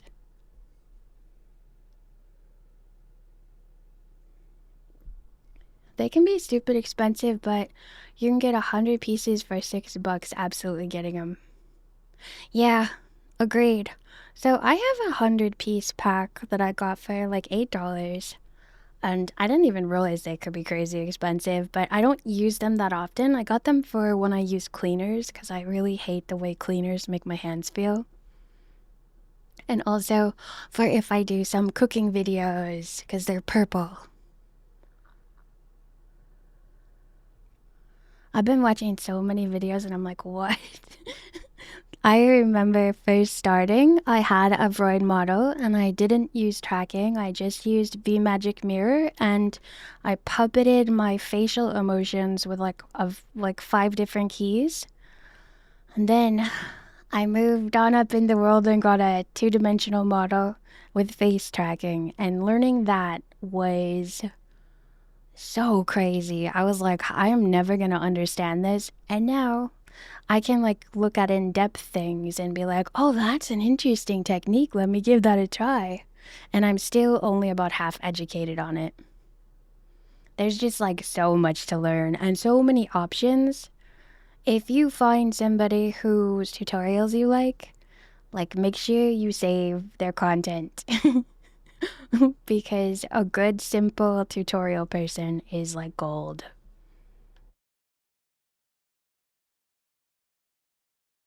Yeah, when you suddenly figure it out, I'm the kind of person who, if I go to sleep, something will just sort of like sort itself in my brain, and the next day I'll be like, oh yeah, that's not too hard to get. But if I try and do everything in one sitting without sleeping on it for a while, I just get so frustrated, I cry. I'm like, no, I cannot be learning all this right now. Why?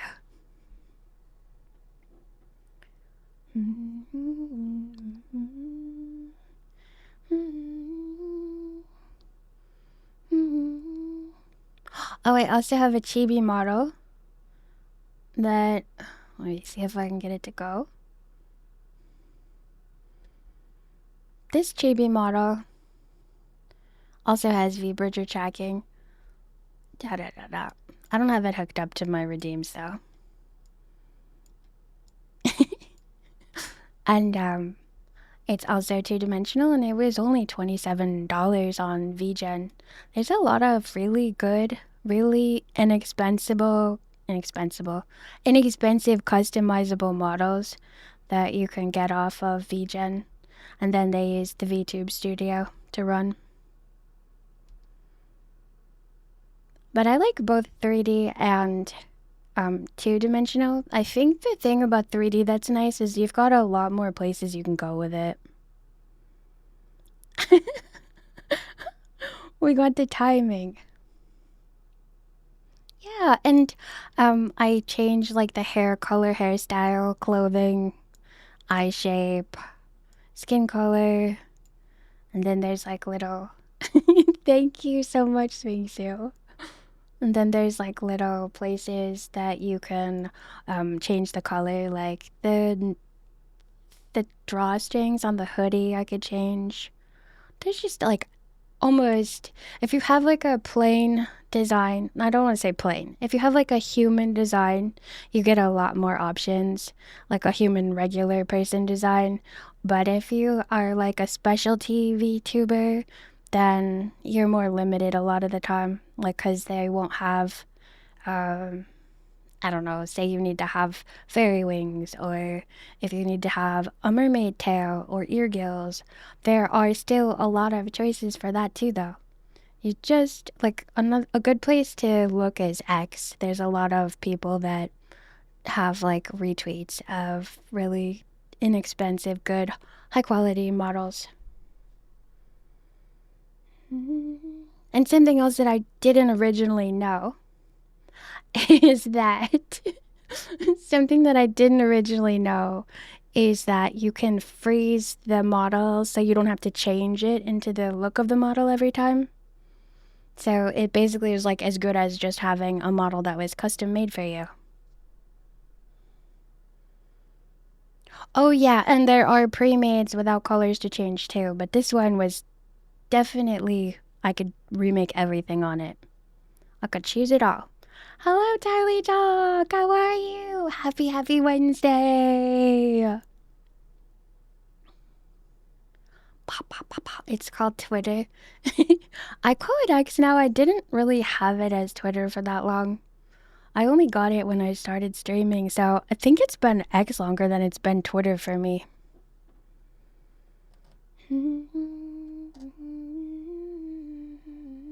I love that little eyeball and mouth face. It's so cute. Happy day after Pancake Day, Charlie Chalk.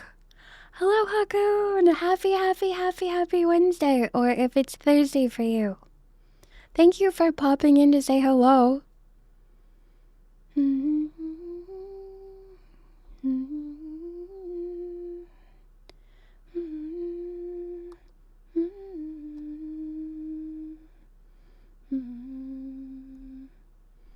You ate 6 pancakes? Were they all lemon and butter?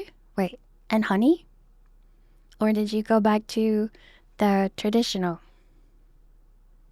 Yeah, it is a really weird place. I disassociate if I go on there for very long, so I basically just run on there to announce that I'm streaming and then get off.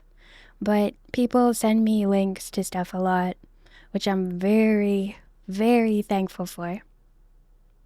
They send me links for like free assets or really neat things to check out because it is the best platform. Where did I go? Oh, hello. It is the best platform for when you want to find out what other VTubers are creating and either selling inexpensively or giving away. Thank you, Dell. Thank you so much. Yes, you saw my legs. I have them. And shoes, too. But my body is so long, all you normally ever see is this part of me.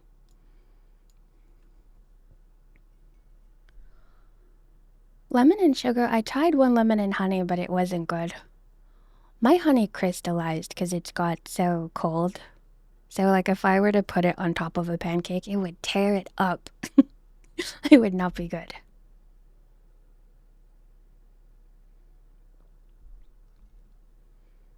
I need to check it out because I have an idea. Oh, nice! I love that. I love it when you've got an idea and you've got to figure out or learn enough to make it happen. It's such an exciting point to be at. Sometimes I frenzy and I get frustrated, like, oh, if I just could figure this out. But most of the time I'm like, oh, fun things are on the horizon. Something to look forward to. Thank you for squishing my cute little face. I wonder why that didn't work. And neither did Chonky. Did my mix it up break? Da da da da da da da da da da da. I think I have to fix something with my chibi model redeem because I think it sort of like bottlenecks all the other redeems, and then I'm stuck there right now. Hold on. I know how to do this. I know how to do all this stuff. Props. This is where this is. Face squish, manually operated from the Stream Deck. Thank you. You finished a song today? Charlie Chalk, I'm so excited. Do you have... I'll have to ask you for links to like places where you post stuff if you do, because, or if you're going to. And then when the time comes, I'm gonna promote you so much. People are always saying, what is this beautiful song? And I'm always like, Charlie Chalk produced this song. Let me tell you about Charlie Chalk. And then I never know where to like send them to. I need to know.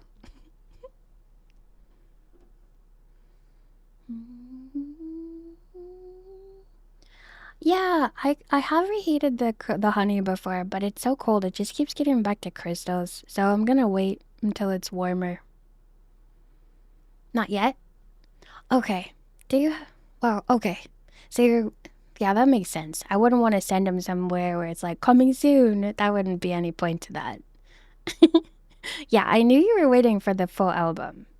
But I didn't know if you had like a place that was like, here's what I'm working on now. Here's an update. Here's what's happening. Oh, I'm so frustrated today. My computer software broke down. And like, to be honest, I tried to do that for a while. And it's too much for me. I hang out here and I talk here. I just let you know if I'm gonna be late or if I'm gonna be live on my social medias. And then I do my YouTubes too. And that's all I can handle. I need less screen time in my life. Yeah, someone just talked about Come Away the other day and they loved it so much. Oh my gosh, Powerful Ewok, let's go! A sunny day run. That's so summery.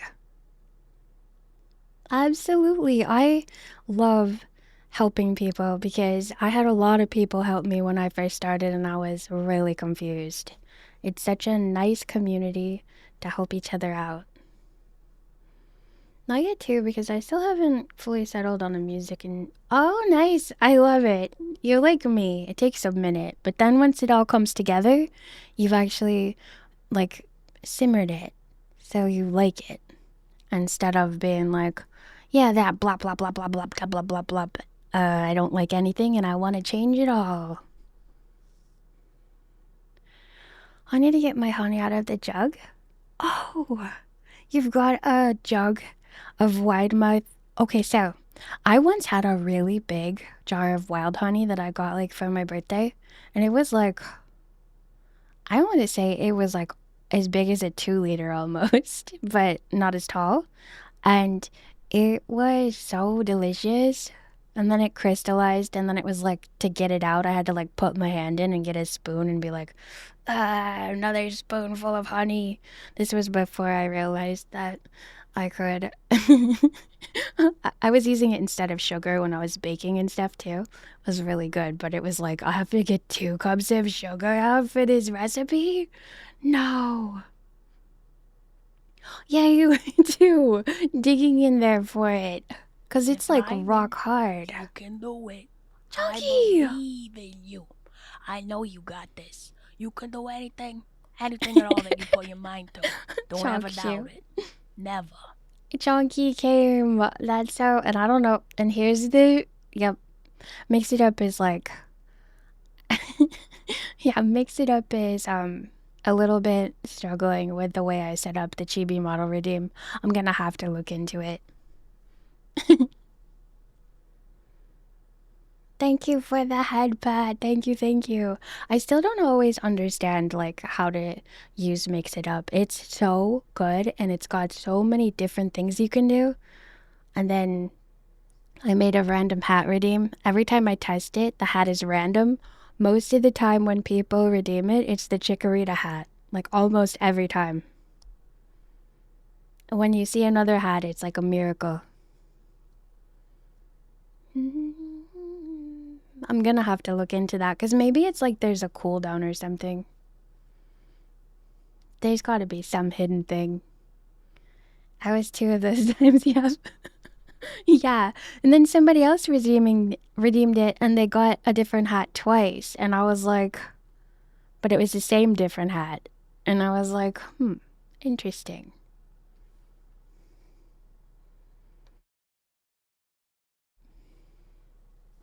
Just think how many VTubers that hand is petted. Me too. Me too. Okay, so when I was getting a hand pat, I was like, I want that one because it's like iconic. Like it pats so many people.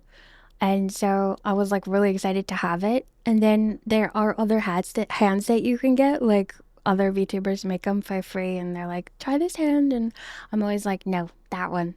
That one is like the friendliest. It's always giving everyone pats. It's like Santa Claus's hand, I think. I think it's accurately Santa Claus's hand. We get pats directly from Santa when you VTube. You're so lucky.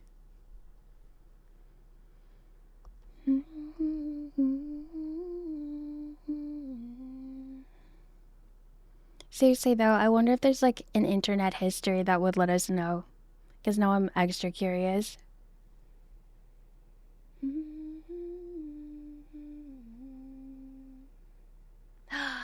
Yay! Okay. So, oh, thank you for forgetting about time. Ah.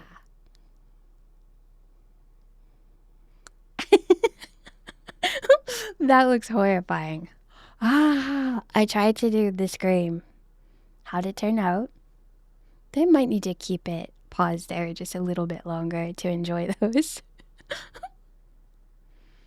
I was trying to do like a long mouth, so I held my mouth open and then ducked down. I did the best job of it I ever did. I think so, for sure. Maybe they go to like conventions and then they like take their hand out and then they like pat people's heads like at a head patting booth so you could have like a actual experience of it. Could you imagine? And then people like get their picture taken but like just with the hand. Like on their head. Maybe they're like in a square booth and like there's like a black curtain and then the hand just comes out of like and then it's just like patting the head. So the immersion is not broken, like as a VTuber. Because it's only a hand that pats your head and not like the rest of the person. Yep. We could set this up. $20 to be hand and like we're scammers, so it's not even it's just like a lookalike. An impersonator that does it. They like professionally like get the hand shape down right and like the way that it's held. Oh, you found it. You found the original. And a T in the other hand with the pinky up. It's a gif of someone petting a frog. Ah, that's a good person. Frog petters. So technically Santa Claus has been petting frogs and VTubers all over the world.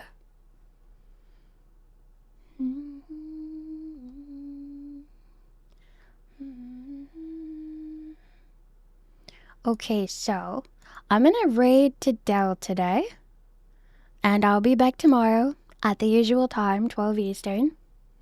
I'm gonna raid over to Dell, my Game Haven buddy. He is playing XCOM 2. He usually does this game with like, puts different people in scenarios and then they have catastrophic things happen and he's like, oh no, and then he has to try again. We're gonna go there. Catch you on the flip side too, tomorrow at 12 Eastern. Thank you so much everybody for hanging out with me today. This was fun. Good night, Hakun. Thank you for stopping by. It's been so fun to do a chatting at the beginning and the end. That's a nice format, because then we can just like hang out more and talk more about weird stuff. I will see you tomorrow. Bye-bye. And I'll not forget to press raid and do the raid message thing too. I'm so silly. Okay. XCOM, 0% chance to miss. Misses. Yep, that's how it goes. That's how it goes when he plays it. It's very chaotic. I was watching it and I was like, this game is probably the hardest game I've ever seen. Thank you, everybody. Thank you, thank you. Thank you for making me feel so much better today, by the way. That was amazing. I was so low, and now I'm back to where I was before, and I can just chill all evening. And tomorrow I'll see you again and be good and high vibes again. I'm just so happy and glad and thankful for you. Have good night, good sleep, good dreams, good food, and I'll see you tomorrow.